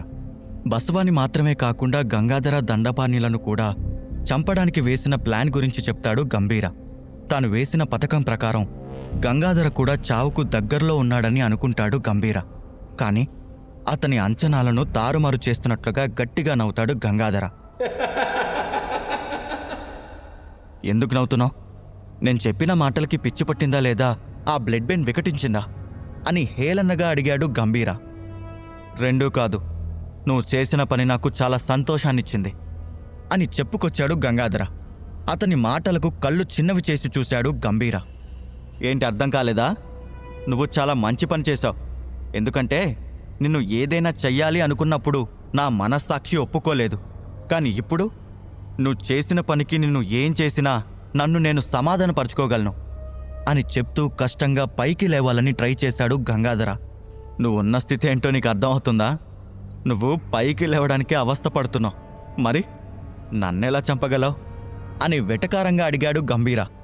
అప్పటిదాకా జబ్బున పడ్డవాడిలా వణికిపోతున్న గంగాధర ఒక్కసారిగా పైకి లేచి ఒళ్ళు విరుచుకున్నాడు. ఆ హఠాత్ పరిమాణానికి ఫ్రీజ్ అయిపోయాడు గంభీర. ఏంటి అలా చూస్తున్నావు? ఇది నా నుండి నువ్వు ఊహించలేదు కదా? ఊహించి ఉండవులే, ఎందుకంటే నీకంటే ఎక్కువగా నా పాత్రలో నేను జీవించేశాను కదా అంటూ కళ్ళు ఎగరేశాడు గంగాధర. ఇదేంటి, వీడింత త్వరగా మామూలుగా ఎలా అయిపోయాడు? వీడికేమైనా మాయలు మంత్రాలు వచ్చా అనుకుంటూ రకరకాలుగా ఆలోచిస్తున్నాడు గంభీర. ఏంటి, నేనేమైనా మాంత్రికుణ్ణా అని ఆలోచిస్తున్నావా? నిజం చెప్పాలంటే నువ్వు చేసిన పని ఒక సాధారణ మనిషికైతే పనిచేసేది. కానీ దురదృష్టవశాత్తు నీ ప్లాన్ నా మీద పనిచేయదు. ఎందుకంటే ఇప్పటికే నేను లెక్కలేనంత మంది శత్రువులను చంపి వాళ్ళ శక్తిని కూడా పొందాను. అందుకే బ్లడ్ బెయిన్ విషయం ఎంత శక్తివంతంగా ఉన్నప్పటికీ నన్ను మాత్రం ఏమీ చేయలేదు అని సైడ్ స్మైల్ చేశాడు గంగాధర. గంభీర అతని వైపు భయంగా చూసి అక్కడి నుండి పారిపోవడానికి ప్రయత్నించాడు. కానీ అప్పటికే ఆలస్యమైంది. గంగాధర అతని తల మీద కత్తి పిడికలతో బలంగా కొట్టడంతో తూలుతూ వేగంగా వెళ్లి రాళ్లకు గుద్దుకొని ఆ బాధని భరించలేక గట్టిగా అరిచాడు గంభీర. అతను తేరుకునేలోపే తన ఎడమ పక్కటెముకల్లో కత్తి బలంగా దిగిపోయింది. వెంటనే అతన్ని గుహ నుండి బయటకు తోసేశాడు గంగాధర. వేగంగా దొర్లుతూనే చాలా ఫాస్ట్గా తనని తాను కంట్రోల్ చేసుకుని ఒక రాయిని పట్టుకొని లోయలోకి పడిపోకుండా ఆపుకున్నాడు గంభీర. లోపలున్న గంగాధర కత్తికి అంటిన రక్తాన్ని అక్కడున్న రాళ్ల మీద రాస్తూ బయటకొచ్చాడు. నేననుకున్న దానికంటే వీడు చాలా తెలివిగా ఉన్నాడు. ఎందుకైనా మంచిది, ముందు ఇక్కడి నుండి పారిపోవడం మంచిది అనుకుంటూ కష్టంగా పైకి లేచి పరిగెత్తాడు గంభీర. రేయ్, నువ్వు ఎంత ప్రయత్నించినా ఈరోజు నీ అంతు చూడకుండా వదలను అంటూ అతన్ని వెంబడించాడు గంగాధర. ఆ కొండ ఏటవాలుగా ఉండేసరికి 2 సార్లు జారబోయాడు గంభీర. కత్తిపోటు కారణంగా విపరీతమైన నొప్పి పడుతోంది. దానికి తోడు రక్తం ధారగా కారిపోతూ ఉంది. కాని వాటిని లెక్క చేయకుండా నిలదొక్కుంటూ పరిగెడుతుండగా జెట్ స్పీడ్లో అతని ముందు ప్రత్యక్షమయ్యాడు గంగాధర. ఆ నిశీది రాత్రిలో గడ్డగట్టుకుపోయే చలిలో ఇద్దరూ ఒకరినొకరు చంపుకునేలా చూసుకుంటున్నారు. ఇదంతా అవసరమా చెప్పు? నువ్వు నా నుంచి తప్పించుకోగలని నువ్వు అనుకుంటున్నావా అని పెద్దగా నవ్వుతూ అడిగాడు గంగాధర. దానికి గంభీర సమాధానం చెప్పలేదు. కానీ అతని బుర్ర పాదరసం కంటే వేగంగా ఆలోచించడం మొదలుపెట్టింది. నిజమే, ఇప్పుడు ఇతనితో నేను పోరాడలేను. మరి ఇతని నుండి నేను ఎలా తప్పించుకోవాలి అని ఆలోచిస్తుండగా తన మెదడుకు మెరుపులాంటి ఆలోచన వచ్చేసరికి ఓ డెవిల్ స్మైల్ ఇచ్చాడు గంభీర.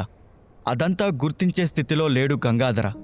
ఎలాగైనా గంభీరని చంపాలనే ఉద్దేశంతో తన కత్తితో అతనికి 2 అడుగులు దూరంలోకి వచ్చేశాడు. అయితే అప్పుడే అకస్మాత్తుగా గంభీర చేతిలో ఒక చిన్న వెండి గంట ప్రత్యక్షమైంది. ఇప్పుడు నేను నా ప్రాణాలను పణంగా పెట్టి మరి ఇలా చేయడం కంటే ఇంకొక మార్గం లేదు. ఎందుకంటే శారీరక బలంతో ఇతనితో నేను పోరాడలేను. ఇది దేనికి ఉపయోగపడుతుందో నాకు తెలియదు. కానీ ఇది నా దగ్గరున్న ఒకే ఒక్క శక్తి.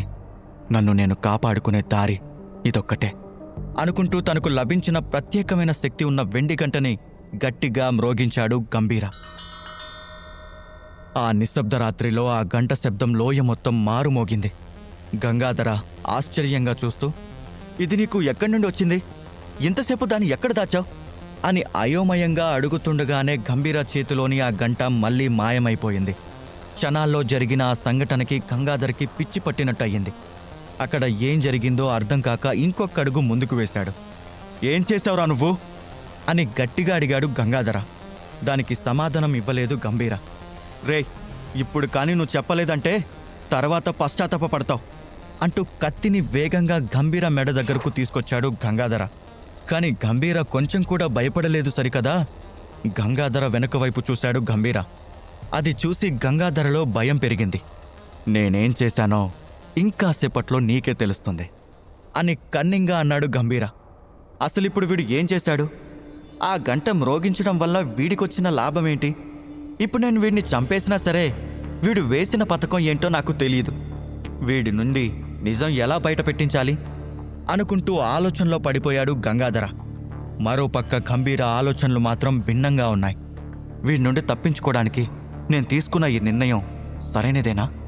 ఇప్పుడు ఈ శబ్దం కొన్ని మైళ్ళ దూరం వరకు వినిపించి ఉంటుంది. అది విని ఆ మాన్స్టర్ ఖచ్చితంగా ఇక్కడికొస్తుంది. దానికి ఎలాగో కళ్ళు కనిపించవు.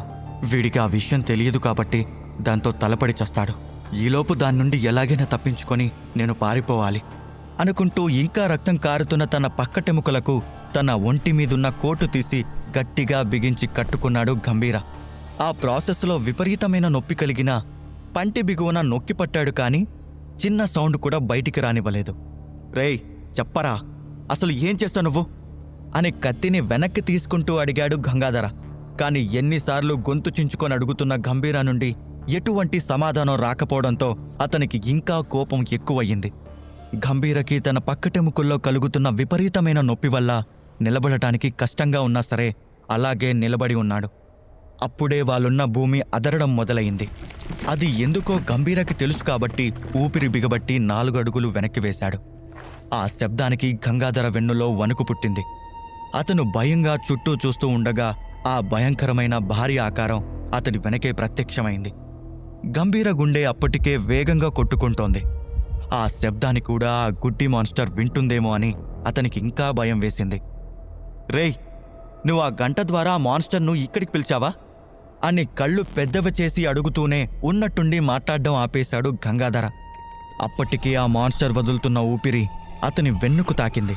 గంభీరకి కూడా దాన్ని అంత దగ్గరగా చూసి పై ప్రాణాలు పైనైపోయాయి.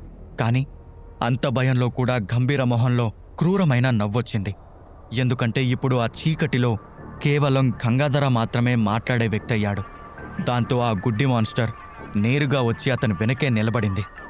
గంభీర మొహం చూసిన గంగాధరకు ఏదో అర్థమై వెంటనే వెనక్కి తిరిగి మెరుపు వేగంతో తన కత్తిని పైకెత్తాడు. కాని అప్పటికే చాలా ఆలస్యమైపోయింది. చీకటిలో నుండి ఒక భారీ చెయ్యి వచ్చి గంగాధరని ఉడుము పట్టులా పట్టుకుంది. అతని ఒంట్లోని ఎముకలు విరిగిపోతున్న శబ్దం గంభీర చెవులకు వినిపించి క్షణకాలం కళ్ళు మూసుకున్నాడు. ఆ మాన్స్టర్ గోళ్లు గంగాధర కవచాన్ని చీల్చుతూ అతని శరీరం లోపలికి దిగాయి. ఆ సమయంలో అతను పెట్టిన ఆర్తనాదం 2 నిమిషాల వరకు అక్కడంతా ప్రతిధ్వనించింది. ఆ మాన్స్టర్ అతన్ని వెనక్కి లాగినప్పుడే తన కత్తితో దాని మణికట్టును కోయడానికి ప్రయత్నించాడు గంగాధర. కానీ దానికి అది చీమ కుట్టినట్టు కూడా లేదు. గంగాధరను నేరుగా దాని నోటి దగ్గరకు తీసుకెళ్ళింది. ఆ మాన్స్టర్ నోటి నుండి జిగటగా ఉన్న లాలాజాలం కారుతోంది. గంభీర నెమ్మదిగా వెనక్కి తిరిగి ఆ పాతదారి వైపు పరుగు తీశాడు. గంగాధర అరుపులు ఇంకా అతనికి వినిపిస్తూనే ఉన్నాయి. దానికి తోడు ఆ మాన్స్టర్ నోటి నుండి వస్తున్న వింతైన శబ్దాలు కూడా అతని చెవులను తాకుతూనే ఉన్నాయి. నన్ను క్షమించు గంగాధర, నిన్ను కూడా బసవలాగా నీ అంతటా నువ్వే ఈ చలికి చనిపోయేలా చేద్దామనుకున్నాను. కానీ నువ్వు చేసుకున్న పని నిన్ను ఆ మాన్స్టర్ చేతికి చిక్కేలా చేసింది. ఇందులో నా తప్పేమీ లేదు అనుకుంటూ పరుగు వేగం పెంచాడు గంభీర. కాసేపటికి గంగాధర అరుపులు ఇక వినిపించలేదు. కాని గంభీర పరుగు ఆపలేదు. ఎంతసేపు అలా పరిగెత్తాడో కాని అతను చేరుకోవాల్సిన పర్వతం అతని కంటికి కనిపించింది. అన్నిటికంటే ఎత్తుగా ఉన్న పర్వతం ఇదే అనుకుంటా. అంటే వాళ్ళు చెప్పిన ఆ ఎత్తైన పర్వతం ఇదేనా అనుకుంటూ ఇంకొంచెం ఫాస్ట్గా అటువైపు పరిగెత్తాడు. అప్పటికే ఆయాసంతో రొప్పుతున్నాడు. ఇక ఒంట్లోని శక్తినంతా ఎవరో లాగేసినట్టుగా అడుగులు వేయడానికే చాలా కష్టపడుతున్నాడు. ఒక పక్క ఒళ్ళంతా చెమటతో తడిసి ముద్దయినట్టుగా ఉంటే మరోపక్క గంగాధర పొడిచిన దగ్గర కట్టుకున్నా కూడా రక్తం ధారలుగా కారుతూనే ఉంది. ఆ సమయంలో గంభీరని ఎవరైనా చూస్తే నడుస్తున్న శవమేమో అనుకునేలా ఉన్నాడు. అక్కడికి చేరుకోవడానికి పడుతూ లేస్తూ రావడం వల్ల అతని బట్టలు చాలా వరకు చిరిగిపోయాయి. కాళ్లకున్న బూట్లు అప్పటికే ఎక్కడో పడిపోయాయి. కళ్ళు లోపలికి పోయి జీవం లేకుండా ఉన్నాయి. అతని నోట్లో నుండి రక్తం కూడా వస్తోంది. కాని తన పరుగుని మాత్రం ఆపలేదు. ప్రతి అడుగు అతనికి విపరీతమైన నొప్పిని కలిగిస్తోంది. పళ్ళు బిగబట్టి నొప్పిని భరిస్తూ శ్వాస తీసుకుంటున్నాడు. మరోపక్క చలి అతన్ని చంపేసేలా ఉంది. ఒళ్ళంతా అలిసిపోయి కాసేపు విశ్రాంతి తీసుకోవాలి అన్నంత నిస్సహాయంగా అతని పరిస్థితి దిగజారిపోయింది. కాని ఆగితే ఖచ్చితంగా చచ్చిపోతాడు. అది చలి వల్ల కాకపోయినా ఆ టైరెంట్ మాన్స్టర్ రక్తం వాసనను బట్టి వచ్చి చంపేస్తుంది. గంభీరా, ఇంకొంచెం దూరమే. ఆ పర్వత శిఖరానికి చేరుకుంటే చాలు, ఈ నైట్మేర్ ముగుస్తుంది అని తనకు తానే మోటివేట్ చేసుకుంటూ అతి కష్టం మీద పరిగెడుతూనే ఉన్నాడు గంభీర. అంత ఎత్తుకు చేరుకునేసరికి అక్కడ గాలి కూడా తగ్గిపోయింది. ఊపిరాడట్లేదు. ఆయాసంతో ఎగశ్వాస తీసుకుంటున్నాడు. వచ్చేశాను, ఇంకొన్ని అడుగులే, మరొక్క అడుగు మాత్రమే, ఆగిపోకు అనుకుంటూ చివరకు గమ్యానికి చేరుకున్నాడు. ఆ పర్వతం పైన మంచుతో కప్పిన విశాలమైన బండరాయి, దానిమీద వెన్నెల వెలుగులో ఒక అద్భుతమైన ఆలయం కనిపించింది. ఆ ఆలయాన్ని చూసిన గంభీరకు అంత అలసటలో కూడా కొంచెం తృప్తిగా అనిపించింది. ఇదే నీ మొదటి పీడకలలోని తుది మజిలి అని ఎవరో తన చెవుల్లో చెప్తున్నట్లుగా అనిపించింది. అప్రయత్నంగా అతని పెదవులపైన చిరునవ్వొచ్చింది. ఒక్కసారి గుండెల నిండుగా ఊపిరి పీల్చుకున్నాడు. ఆ ఆలయం శిథిలావస్థ స్థితిలో కనిపించింది. ఆలయం చుట్టూ ఉన్న నల్లటి రాళ్లపై పగుళ్ళు ఉండి పైకప్పు కూలిపోయి లోపల కూడా మంచు ఉంది. ఆ ఆలయ ద్వారాలను ఎవరో పగలగొట్టినట్లు ముక్కలై ఉన్నాయి.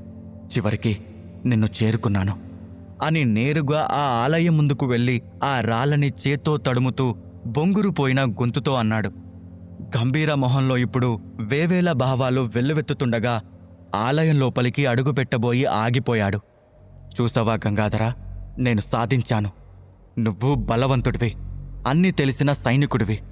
నీతో పోలిస్తే నేను చాలా బలహీనుడిని, ఏమీ తెలియని వాడిని. కానీ ఇప్పుడు నువ్వు శవానివైతే నేను చివరి ఘట్టానికి చేరుకున్నాను. నాతో ఉన్న మీరందరూ నన్ను హేళన చేశారు, నేను దేనికి పనికిరాను అన్నారు. కానీ ఇప్పుడు మీరందరూ చనిపోగా నేను మాత్రం తప్పించుకొని బయటపడబోతున్నాను. ఇది నిజంగా వింతగా ఉంది కదా అని పైకే అంటూ లోపలికి అడుగుపెట్టాడు గంభీర. అలా 2 అడుగులు వేసి కింద ఉన్న రాయిని తట్టుకొని ముందుకు తూలి పడబోయి తమాయించుకున్నాడు. విరిగిన పక్కటెముకలు ఊపిరితిత్తుల్లోకి లోతుగా దిగుతున్నట్లుగా అనిపించింది. నోటి నుండి రక్తం ఇంకా ఎక్కువగా కారుతోంది. గంగాధర, నీ ఒక్క దెబ్బతో నన్ను చావు అంచుల్లోకి నెట్టేశావు కదరా. ఇలాంటిది ఏదో జరుగుతుందని నేను ముందే ఊహించాను. అందుకే నా ప్లాన్ నేను వేసుకున్నా కూడా నువ్వు నన్ను వదల్లేదు అనుకొని అంత నొప్పిలో కూడా సన్నగా నవ్వుకుంటూ ఆలయ గర్భగుడికి దగ్గరగా నడిచాడు గంభీర. అయినా ఇక జరిగిపోయిన వాటి గురించి ఆలోచించాల్సిన అవసరమేముంది? నేను బయటపడిపోయాను కదా అనుకొని మరికొన్ని అడుగులు వేశాడు. ఆలయానికి చేరుకున్నాను అనే ఆనందమో లేదా అతనున్న స్థితి వల్లనో తెలియట్లేదు, కానీ ఎదురుగా ఉన్నది సరిగా కనిపించడం లేదు. అక్కడ చుట్టూ చనిపోయిన మనుషుల ఎముకలున్నాయి. వాటిని కూడా గమనించట్లేదు గంభీర. అతని శరీరం ఇక నా వల్ల కాదు అని మొరాయిస్తూ కళ్ళు వాలిపోయేలా చేస్తోంది. నిద్రపోకురా, ఈ గాయాలు నిన్ను ఏమీ చేయలేవు. నువ్వు బతకాలంటే నిద్రపోకూడదు. నిద్రపోయావంటే మాత్రం వెంటనే చస్తావు అనుకుంటూ చెంపలు తట్టుకుంటూ మెలకుగా ఉండటానికి ప్రయత్నిస్తున్నాడు గంభీర. చివరకు నల్లరాతి ఆలయ మెట్ల దగ్గరకు చేరుకున్నాడు. అక్కడ ఇందాకటి కంటే ఇంకా ఎక్కువ ఎముకలు చెల్లా చెదురుగా పడున్నాయి. వాటిని అసలు పట్టించుకోనట్లుగా మెట్లు ఎక్కడం ప్రారంభించాడు. ఆ ఎముకలు ఒకప్పుడు అక్కడికి వచ్చిన మనుషులవి మరియు మాన్స్టర్లవి. ఆలయం చుట్టూ తిరుగుతున్న అదృశ్య రక్షకుల చేతిలో అందరూ హతమయ్యారు. అక్కడంతా నిశ్శబ్దంగా ఉంది. ఆ నిశ్శబ్దం గంభీరలో ఒక రకమైన అలజడిని పెంచుతోంది. కాని చుట్టూ ఏం జరుగుతోంది అన్న స్పృహ లేనంతగా అతని ఆలోచనలు ఎక్కడెక్కడో తిరుగుతున్నాయి. సరిగ్గా అప్పుడే ఎలాంటి ఆకారం లేని రక్షకుడు అతన్ని చంపడానికి దగ్గరగా వచ్చాడు. చీకట్లో కూడా అన్నీ చూసి ముందుగా తెలుసుకోగలిగే గంభీర ఆ క్షణంలో అతన్ని పసిగట్టలేకపోయాడు. ఆ రక్షకుడు గంభీరని చంపడానికి చేతిలోని ఖడ్గాన్ని పైకెత్తాడు. అసలు ఆ రక్షకుడు ఎవరు? గంభీర అతన్ని ఎలా ఎదుర్కొంటాడు? తెలుసుకోవాలనుకుంటే ఇప్పుడే నెక్స్ట్ ఎపిసోడ్ని వినేయండి మీ పాకెట్ ఎఫ్ఎంలో.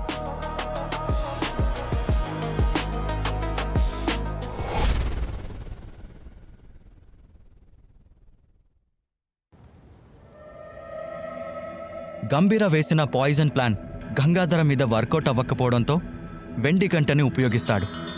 ఆ శబ్దానికి అటుగా వచ్చిన మాన్స్టర్కి గంగాధర బలైపోతాడు. గంభీర అక్కడి నుండి తప్పించుకొని ఓ శిథిలాయానికి చేరుకుంటాడు. అక్కడే ఉండే రక్షకుడు అతన్ని చంపడానికి ప్రయత్నిస్తాడు.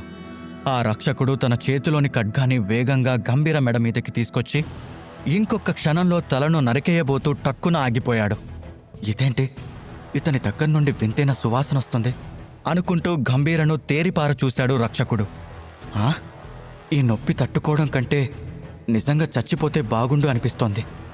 నరకం చూపిస్తోంది ఈ గాయం అనుకుంటూ గాయమైన దగ్గర చేత్తో ఒత్తి పట్టుకున్నాడు గంభీర. దాంతో అతని చేతి మీద టెంపుల్ స్లేవ్ ముద్ర కనిపించింది. అది చూడగానే షాక్ అయ్యాడు రక్షకుడు. అంటే ఇతను ఆ దేవుడికి సంబంధించిన మనిషా? ఈ వాసన ఆ దైవత్వపు సువాసన అని గుర్తించిన వెంటనే పక్కకు తప్పుకొని గంభీరను లోపలికి వెళ్ళనిచ్చాడు. ఆ రక్షకుడు కళ్ళు ఆనందంతో మెరిశాయి. ఎన్నో సంవత్సరాల తర్వాత మళ్ళీ మా టెంపుల్ గాడ్కి విముక్తి దొరకబోతుంది అనుకుంటూ ఆత్రంగా అతని వైపు చూస్తూ ఉన్నాడు రక్షకుడు. ఇదంతా తెలియని గంభీర ఆలయంలోకి ప్రవేశించాడు. శిథిలావస్థకు చేరుకున్న ఆ ఆలయ పైకప్పుకున్న రంధ్రాల నుండి వస్తున్న వెన్నెల వెలుగు వల్ల అక్కడంతా చాలా స్పష్టంగా కనిపిస్తోంది. వెన్నెలతో పాటు మంచు కూడా కురవడంతో అక్కడి నేలంతా మంచుతో నిండిపోయింది. హాలు చివరలో ఒక పెద్ద బలిపీఠం ఉంది. దాని చుట్టూ చాలా షాడోస్ కూడా ఉన్నాయి. ఆలయంలో మంచు పడని ఏకైక చోటు అది మాత్రమే. కేవలం అక్కడ మాత్రమే ఎందుకు మంచు పడలేదనే ఆలోచన అప్పుడు గంభీరకి రాలేదు. నిజానికి తను ఎందుకొచ్చాడో మర్చిపోయి ఆ బలిపీఠం వైపు వెళ్ళాడు. తనకి ఇప్పుడు నిద్ర చాలా అవసరం. ఆ బలిపీఠం చాలా నీట్గా కనిపించడంతో మరే ఆలోచన లేకుండా దాని పైకెక్కి పడుకున్నాడు. అయిపోయింది, ఇక నాకు కూడా చావు దగ్గరలోనే ఉంది. నేను ఇక్కడికైతే చేరుకోగలిగాను, కానీ ఇక్కడ ఏం చెయ్యాలో తెలియట్లేదు. అంతా ఆలోచించే సత్తువ కూడా ఇక నాకు లేదు. చావు నా కంటికి స్పష్టంగా కనిపిస్తోంది అనుకుంటూ ఉండగానే గంభీర కళ్ళు మూతలు పడ్డాయి. కానీ అప్పుడే అకస్మాత్తుగా భూమి కంపించడం మొదలుపెట్టింది. గంభీర వెంటనే కళ్ళు తెరిచి తల తిప్పి చూశాడు. ఆ ఆలయ ద్వారం దగ్గర కనిపించిన దృశ్యం చూసి అతని వెన్నులో వణుకు పుట్టి వెంటనే లేచి కూర్చున్నాడు. తను ఎదురుగా టైరెంట్ మాన్స్టర్ నిలబడి ఉంది. దాని చర్మం కింద దాగున్న పురుగులు వంటి ఆకారాలు ఇంకా వేగంగా కదులుతున్నాయి. అది గాల్లో వస్తున్న గంభీర రక్తం వాసనను పసిగడుతూ లాలాజలాన్ని కారుస్తోంది. ఆ వాసనను గట్టిగా పీల్చి ఏదో సాధించినట్టుగా నోరు తెరిచి వింతైన శబ్దాలు చేస్తూ నెమ్మదిగా బలిపీఠం వైపు అడుగులు వేస్తోంది ఆ మాన్స్టర్. అది గమనించగానే గంభీరకి ఒక్కసారిగా ఒళ్ళు చలదరించింది. కనీసం నా చావేనా దీని చేతుల్లో కాకుండా నా అంతటా నేనుగా చస్తాననుకున్నాను. కానీ చివరికి నేను కూడా దానికి ఆహారంగా మారబోతున్నాను అని అనుకుంటున్న గంభీరకి చివరి గడియలు పడినట్టు విపరీతమైన దగ్గు రావడం మొదలయ్యింది. ఆ దగ్గు సౌండ్ వినిపించగానే అతని వైపు మరింత వేగంగా రావడం మొదలుపెట్టింది ఆ మాన్స్టర్. నా వల్ల కావట్లేదు, ఈ దగ్గు ఎంత ఆపుకుందామన్నా ఆగట్లేదు అనుకుంటూ వేగంగా వస్తున్న మాన్స్టర్ వైపు నిస్సహాయంగా చూశాడు. మరుక్షణమే అతని కడుపుని ఎవరో మెలిపెట్టినట్లు కావడంతో గొంతు మొత్తం ఏదో పట్టేసినట్లు అయ్యి భల్లున రక్తపు వాంతి చేసుకున్నాడు. అతని రక్తంతో ఆ బలిపీఠం మొత్తం తడిచిపోయింది. ఇక ఒంట్లో శక్తి లేనట్లుగా ఆ బలిపీఠం నుండి 2 అడుగులు వెనక్కి తూలాడు. గుమ్మం దగ్గరున్న మాన్స్టర్ని ఎలా అయినా ఆపుదామని ముందుకొస్తున్న సమయంలోనే బలిపీఠం పైన గంభీర రక్తపు వాంతి చేసుకోవడం చూసి సంతోషంగా ఆగిపోయాడు రక్షకుడు. గంభీరకు బాగా దగ్గరకొచ్చిన టైరెంట్ మాన్స్టర్ నోరుని పెద్దగా ఓపెన్ చేసింది. ఇక నేను పారిపోలేను, పోరాడే శక్తి కూడా నాలో లేదు. నేను చేయగలిగిందంతా చేశాను. బహుశా నా కథకి ముగింపు కూడా ఇదే కాబోలు అని అనుకుంటూ తన మీదకొచ్చిన మాన్స్టర్ను చూసి గట్టిగా కళ్ళు మూసుకున్నాడు గంభీర.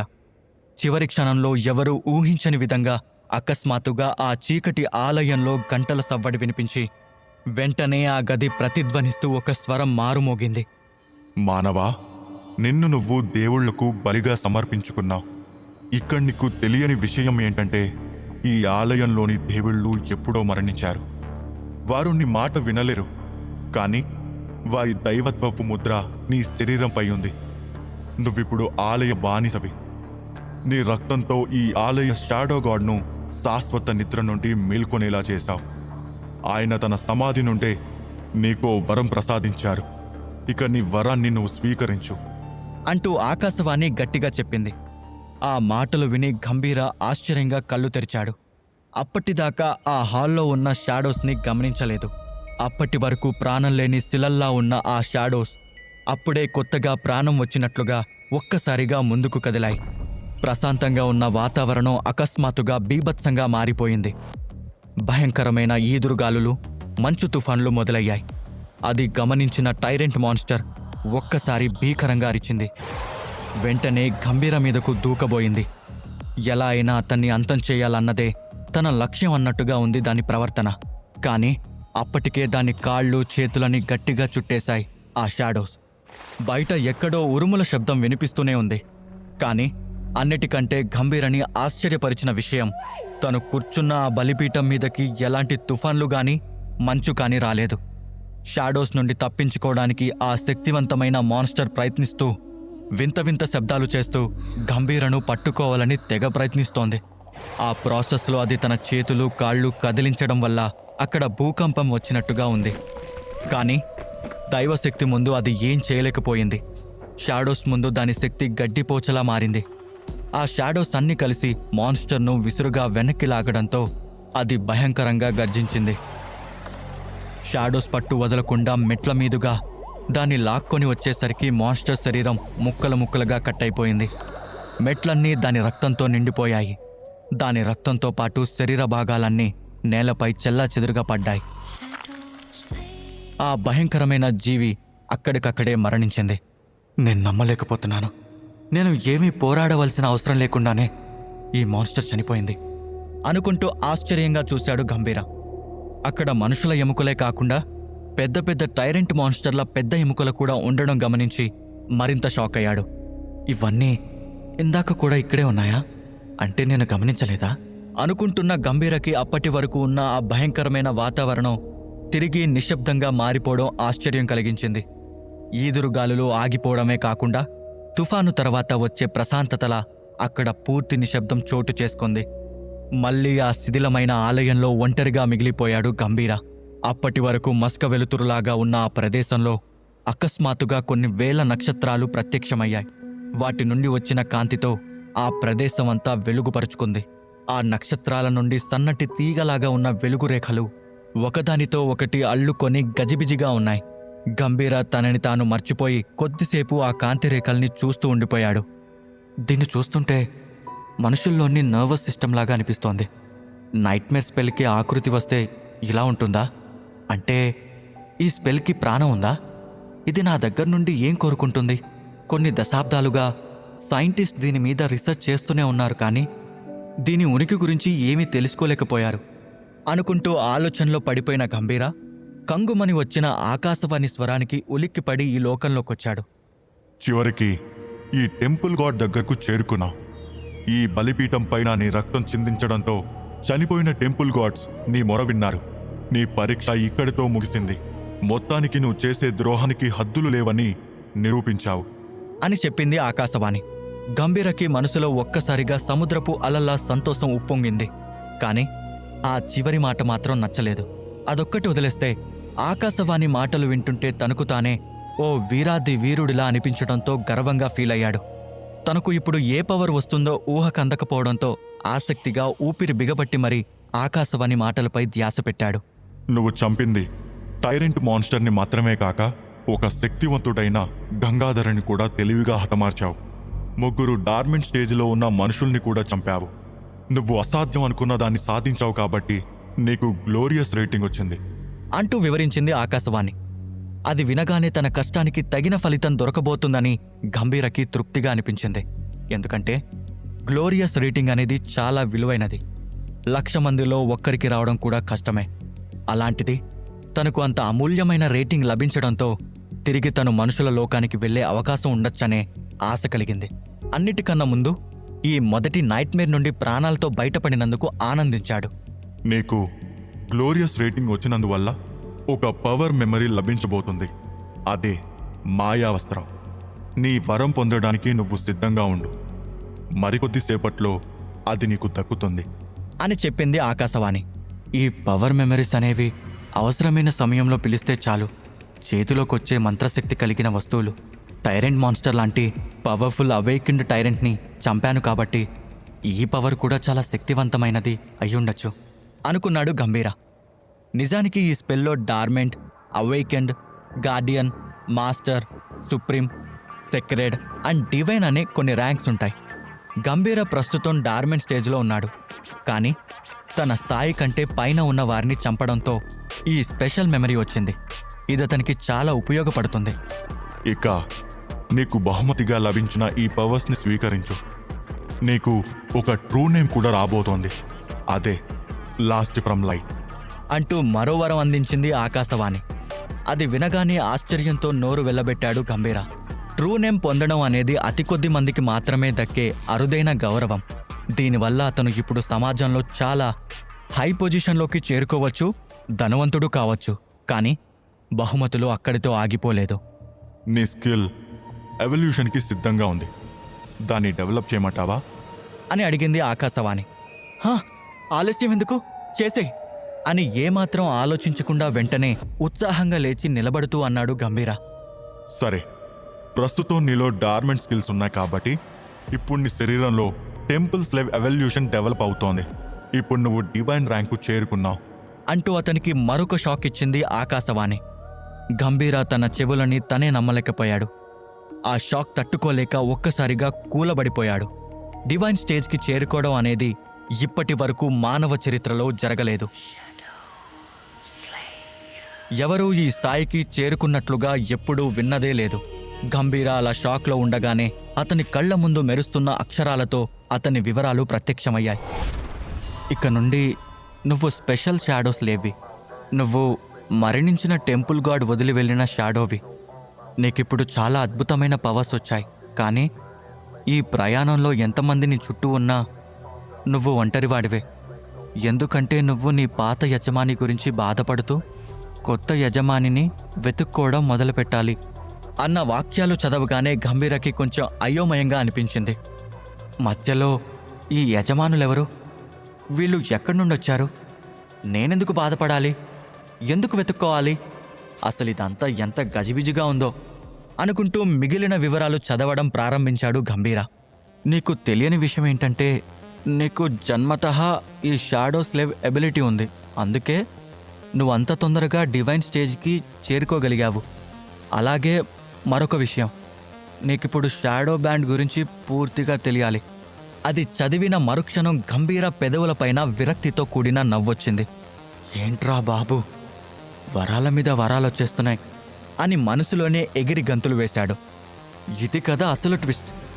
ఏ షరతులు లేకుండా అంత సులువుగా ఇలాంటి పవర్స్ చేతికి రావుగా అనుకుంటూ ఆ షాడో బ్యాండ్ చదవడం స్టార్ట్ చేశాడు. షాడో బ్యాండ్లోని ప్రధాన నియమం ఒక యోగ్యుడైన యజమానిని వెతుక్కోవడం. అలా వెతుక్కున్న తర్వాత నీ ట్రూ నేమ్ వాళ్ళకి తెలిసేలా చేయాలి. అలా చేసిన తర్వాత వాళ్ళు నిన్ను నీ ట్రూ నేమ్తో గట్టిగా పిలిస్తే తక్షణం వాళ్ళకి నువ్వు బానిసవి అవుతావు. అప్పటి నుండి ఇక వారి మాటను ధిక్కరించడానికి వీల్లేదు. వారి ఆజ్ఞను పాటించి తీరాల్సిందే అని ఉంది. అది చదవగానే అప్పటి వరకు ఉన్న ఉత్సాహం కాస్త నీరుగారిపోయింది. ఇంత చేసి ఇన్ని పవర్స్ సంపాదించి ఒకరి కింద బానిసలాగా బ్రతకడానికా అన్న ఆలోచనే అతనిలో ఫ్రస్ట్రేషన్ పెంచేస్తోంది. ఇప్పుడు గంభీర ఏ నిర్ణయం తీసుకోబోతున్నాడు? అతనికి వచ్చిన పవర్స్ వరమా శాపమా? గంభీర పవర్స్ని వద్దు అనుకుంటే ఏం జరుగుతుంది? తెలుసుకోవాలనుకుంటే నెక్స్ట్ ఎపిసోడ్స్ వినేయండి మీ పాకెట్ ఎఫ్ఎంలో.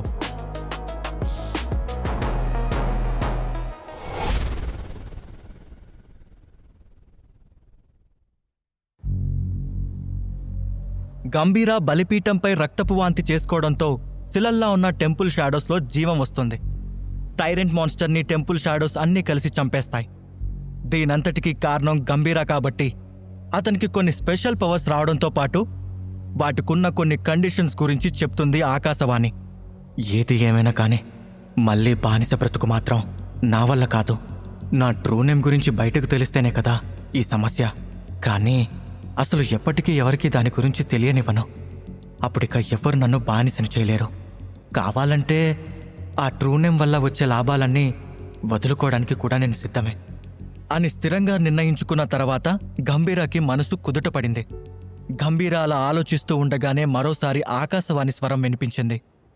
నీ మొదటి లాక్ ఓపెన్ అయ్యింది. ఇక నిద్రపోతున్న నీ శక్తులన్నీ మేల్కొల్పుతున్నాను. అనగానే ఆ కొత్త శక్తులు ఎలా వస్తాయో అని కుతూహలంగా చూశాడు గంభీర. సడన్గా తనలో తనకే తెలియకుండా ఏదో మార్పు రావడం గమనించాడు. ఆ ఫీలింగ్ అతని హార్ట్ బీట్ని పెంచేసింది. అది అతన్ని ఇబ్బంది పెట్టట్లేదు, కానీ ఇంతకుముందు ఎప్పుడూ అనుభవించని ఒక కొత్త భావన కలుగుతోంది. అతని ఆత్మ మళ్ళీ పుట్టినట్టుగా, ఒక కొత్త చైతన్యం వచ్చినట్టు ఫీల్ అయ్యాడు. ఏదో శక్తి నా శరీరంలోని ప్రతి అణువును తాకుతున్నట్టుగా ఉంది. నాలోని ప్రతి అవయవం కొత్తగా మారుతున్నట్టు అనిపిస్తోంది అనుకుంటూ ఆశ్చర్యంగా తనను తాను చూసుకొని షాక్ అయ్యాడు గంభీర. అతని ఛాతీ మధ్యలో ఒక చిన్న నక్షత్రం మండుతున్న అగ్నిగోళంలాగా కనిపించింది. గంభీర దాన్ని ఆశ్చర్యంగా చూస్తూ ఉండగానే ఆ నక్షత్రం నెమ్మదిగా కడుపు మీద నుండి భుజాలపైకి పాకి చేతులు కాళ్ల వరకు వ్యాపించింది. ఆ నక్షత్రం వేడికి అతని శరీరంలోని ఎముకలు, కండరాలు, అవయవాలు మళ్ళీ కొత్తగా ఏర్పడుతున్నాయి. అతని కండరాలు పెరుగుతూ ఉంటే ఒళ్ళంతా తిమ్మిరిగా మంటగా అనిపించింది. అది తట్టుకోలేక కళ్ళు మూసుకొని వెంటనే తనలో జరిగే మార్పులని ఆపడానికి ప్రయత్నించాడు. కాని అది సాధ్యం కాలేదు. ఒక్కసారిగా వెన్నులో నుండి మెదడులోకి హై వోల్టేజ్ కరెంట్ పాస్ అయినట్లుగా అవ్వడంతో అతి కష్టం మీద నిలదొక్కున్నాడు. నెక్స్ట్ సెకండ్లోనే అప్పటి వరకు సన్నగా చిన్నపిల్లాడిలా ఉండే గంభీర ఒక్కసారిగా పెద్ద పహిల్వాన్ లాగా తయారయ్యాడు. ఫస్ట్ నైట్మేర్ అతన్ని ఒక యోధుడిగా మార్చేసింది. కాసేపటికి శరీరంలోని వేడి పూర్తిగా తగ్గి ఆ నక్షత్రం మాయం కావడంతో ఒక చల్లని అనుభూతి కలిగింది. గంభీర ఒంటి మీదున్న గాయాలన్నీ వాటంతటవే నయమైపోయాయి. గంభీర కళ్ళు తెరిచి చూడగానే అక్కడొక వైపు నక్షత్రాలతో నిండిన విశ్వం కనిపిస్తుంటే, మరోవైపు ప్రశాంతమైన చీకటి సముద్రం కనిపిస్తోంది. దానిపైన నల్లని సూర్యుడు ప్రకాశిస్తున్నాడు. అక్కడ పైన కనిపించే సూర్యుడు గంభీర సోల్ కోర్కి రూపం. దీనికి సోల్ ఎసెన్స్ అనే ప్రత్యేక శక్తి ఉంటుంది. దానివల్ల ఎప్పుడూ అక్కడ వెలుతురుంటుంది. కానీ అక్కడున్న సూర్యుడు ఏ కాంతి లేకుండా నిర్జీవంగా ఉన్నాడు.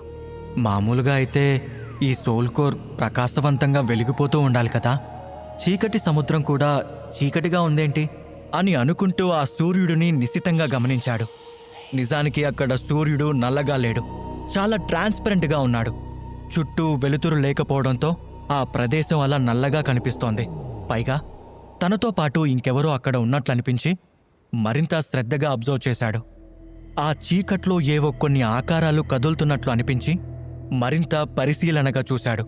కాని ఎంత ప్రయత్నించినా అవేమిటో అర్థం కాలేదు. అవి ఏమై ఉంటాయా అని గంభీర ఆలోచిస్తూ ఉండగానే ఈలోపు ఆకాశవాణి స్వరం అతన్ని ఆ లోకం నుండి బయటకు తెచ్చింది. నీకు వచ్చిన పవర్స్ను వాడే సమయం వచ్చింది. ఇప్పుడు నీలో అవేక్నింగ్ స్కిల్ ఎబిలిటీ ఉంది. ఇప్పుడు నువ్వు షాడో కంట్రోలర్వి. నీలో ఉన్న ప్రతి శక్తికి ఒక విలువ ఉంటుంది. అది ఒక లోపాన్ని కూడా ఇస్తుంది అని చెప్పింది ఆకాశవాణి. లోపమన్న మాట వినగానే ఉలిక్కిపడ్డాడు గంభీర. నో, వద్దు వద్దొద్దు, ఈ లోపం నాకు అస్సలొద్దు అని గట్టిగా కళ్ళు మూసుకొని మళ్లీ తెరిచాడు గంభీర. అతని మాటలకి ఆకాశవాణి పెద్దగా నవ్వింది. ఆ సౌండ్ భరించలేనట్లుగా చెవులు మూసుకున్నాడు గంభీర. పిచ్చివాడా, పవర్స్ వస్తే సంతోషించావు. లోపం అనగానే కనీసం అదేమిటో కూడా తెలుసుకోకుండా వద్దు అంటున్నావు. నీకిష్టం ఉన్నా లేకపోయినా ఈ లోపాన్ని భరించి తీరాలి. నీ లోపం నిర్మలమైన మనస్సాక్షి. దాని అర్థం నువ్వు అబద్ధం చెప్పలేవు. ఒకవేళ నువ్వు చెప్పాలని ప్రయత్నించినా నీ మెదడు అందుకు సహకరించదు. నువ్వు అబద్ధం చెప్పకుండా ఆపాలని ప్రయత్నించినా నీకు అది నరకమే. అలా ప్రయత్నించిన ప్రతిసారి నీకు నరాలు తెగిపోతాయేమో అన్నంత విపరీతమైన తలనొప్పి వస్తుంది.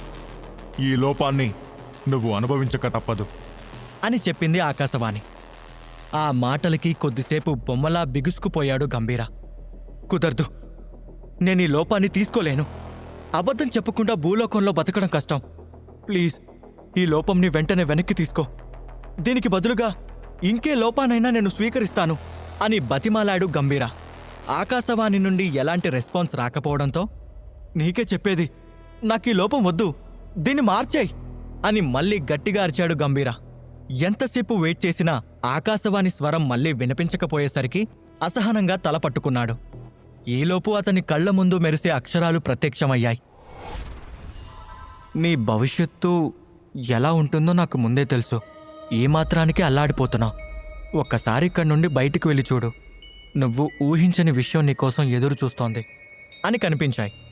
గంభీర ఉక్రోషంగా అక్షరాలను చెరిపేయాలనుకున్నాడు, కానీ అది సాధ్యం కాలేదు. గాల్లో రాతలు రాయడం అంటే ఇదేనేమో. ఆ రాతలు చెరిగిపోనివి అని గంభీరకు అర్థమయ్యేసరికి తప్పించుకునే ఛాన్స్ లేకుండా పోయింది. అప్పుడే ఎవరో గంభీరని ఒక్కసారిగా ఎత్తు నుండి లోయలోకి పడేసినట్టు అనిపించి గట్టిగా అరిచాడు. ఒకవేళ నేను అబద్ధం చెప్పకూడదు అంటే రేపటి రోజు నేను నా ట్రూ నేమ్ని ఎలా దాస్తాను?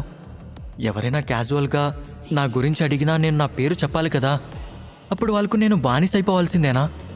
లేకపోతే ఎవరైనా ప్రత్యేకమైన వ్యక్తి దగ్గర మాత్రమే ఈ ట్రూ నేమ్ బయటికి వస్తుందా అని ఆలోచిస్తుండగా తన ప్రమేయం లేకుండానే కళ్ళు మూసుకొని పోయాయి. కాసేపటికి కళ్ళు తెరిచి గమనించాడు. ఒక్క క్షణం అతనికేం అర్థం కాలేదు. ఆ వెంటనే తేరుకొని, ఫైనల్లీ నేను ఫస్ట్ నైట్మేర్ నుండి బయటకొచ్చేశాను. ఇక నా ప్రాణాలకు డోకా లేదు. ఆ మాన్స్టర్ భయం అసలే లేదు. బానిస బతుకు అనే మాటే లేదు అనుకుంటూ రిలీఫ్గా ఫీల్ అవుతూ పక్కకి చూశాడు గంభీర. ఇప్పుడు నాకు మెలకు వచ్చిన విషయం తెలిస్తే నైట్మేర్ గురించి ఇన్ఫర్మేషన్ కావాలని ప్రశ్నలతో చావగొడతారేమో. పోలీసులు అడిగే వాటికి చెప్పాలనుకున్న అబద్ధం నోటి నుండి రాదు కాబట్టి నేను ఇరకాటంలో పడడం ఖాయం. పైగా నా యజమాని ఎక్కడ ఏ రూపంలో ఉన్నాడో తెలీదు. లేకుంటే వీళ్ళే నా యజమానులైపోతారేమో, అది కూడా తెలియదు. వీళ్ళు చేసే హంగామాకి నా విషయం ఊరంతా పాకి నేను జోకర్ అయిపోతాను, లేదా మళ్ళీ బానిస బతుకు మొదలవుతుంది. సో ఎలా అయినా సరే వీళ్ళ కంట్లో పడకుండా బయటపడాలి అనుకుంటూ అక్కడి నుంచి తప్పించుకొని బయటికి రావాలని ప్రయత్నించాడు. కానీ కూర్చున్న నుండి ఇంచు కూడా కదల్లేకపోయాడు. అతని కాళ్ళు చేతులు తాళతో కట్టేసున్నాయి. ఓ గాడ్, ఏం చేయాలిప్పుడు అనుకుంటూ తల విదిలుస్తూ పక్కకి చూసేసరికి అతని కళ్ళ ముందు ఓ మెరుపు మెరిసిన ఫీలింగ్ కలిగింది. అతన్ని కట్టిపడేసిన కుర్చీకి పక్కనే ఉన్న బెడ్ మీద తను అప్పటి వరకు లైఫ్లో ఎప్పుడు చూడనంత అందమైన అమ్మాయి కూర్చొని ఉంది.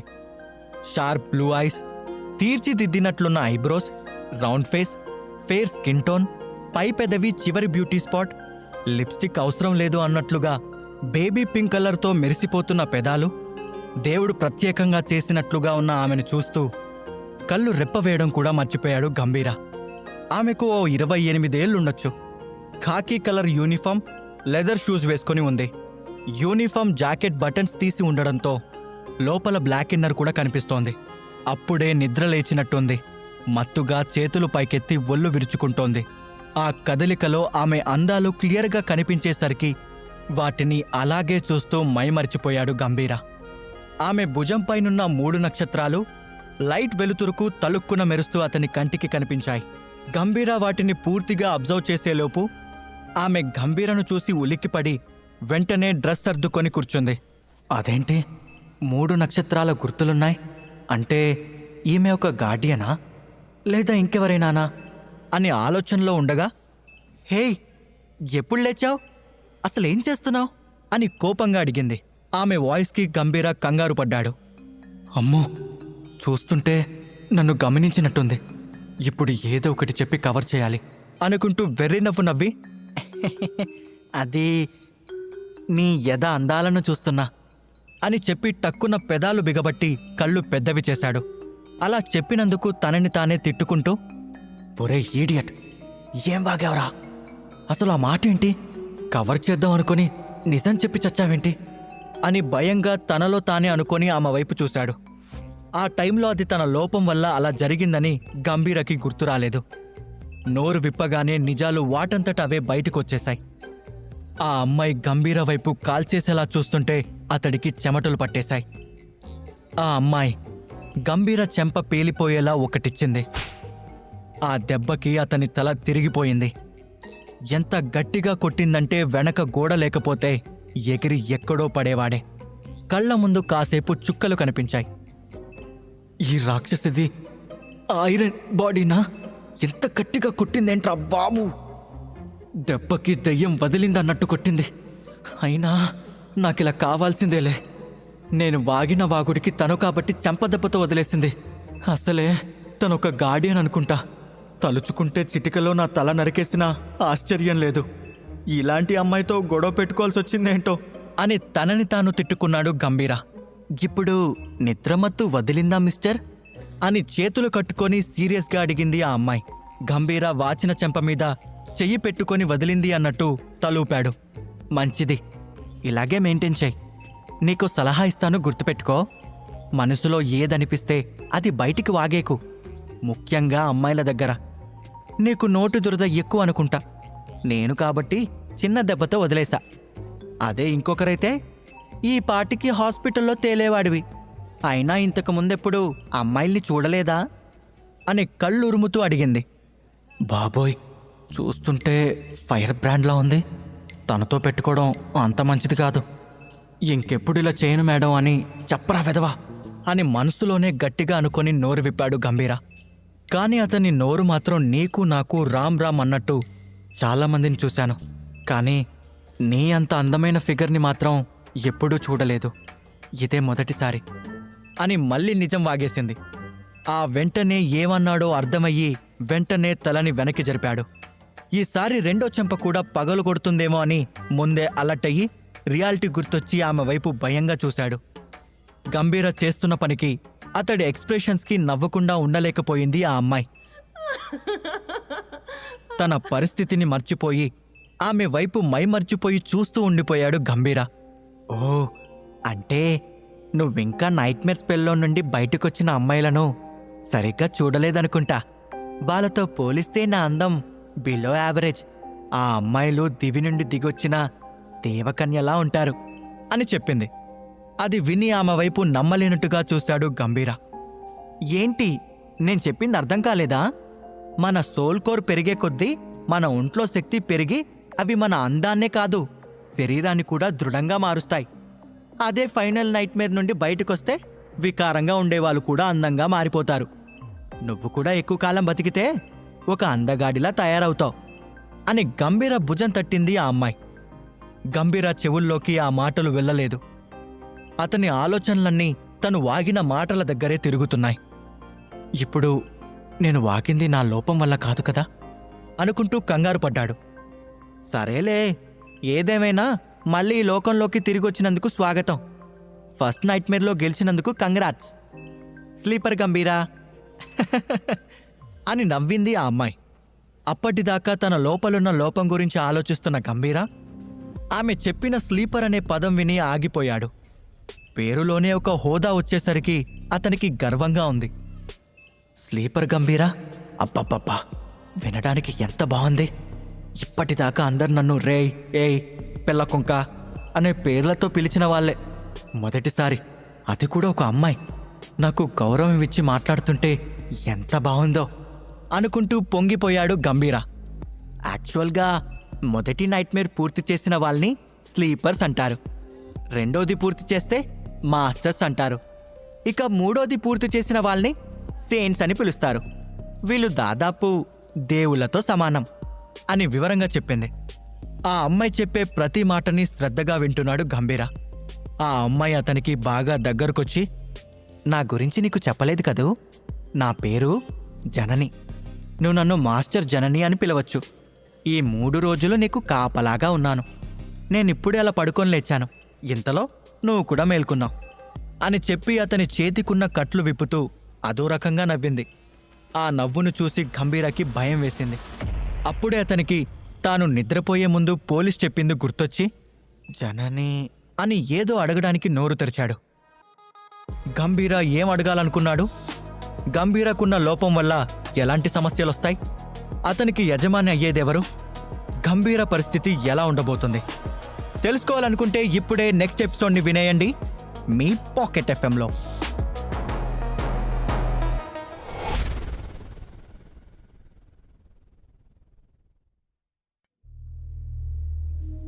గంభీరని అకాడమీలో జాయిన్ అవ్వమని అతని చెల్లెల గురించి ప్రస్తావించి మిగతా డీటెయిల్స్ గురించి చెప్తుంది జనని. చెల్లెలి ప్రస్తావన రాగానే కాసేపు సైలెంట్ అయిపోయాడు గంభీర. అంతలోనే మళ్ళీ మామూలైపోతూ, ఇంతకు నేను డ్రీమ్ వరల్డ్లోకి వెళ్ళడానికి ఎంత సమయం ఉంది అని అడిగాడు. ఇప్పుడు నేను అదే చెక్ చేస్తున్నాను, అంటూ స్క్రీన్ మీద కాన్సంట్రేట్ చేసింది జనని. ఆమె ఏం చెప్తుందోనని గంభీర ఆత్రంగా ఎదురు చూస్తున్నాడు. నీ టైం అస్సలు బాలేదు, నీకు కేవలం 4 వారాలు మాత్రమే టైం ఉంది అని చెప్పింది జనని.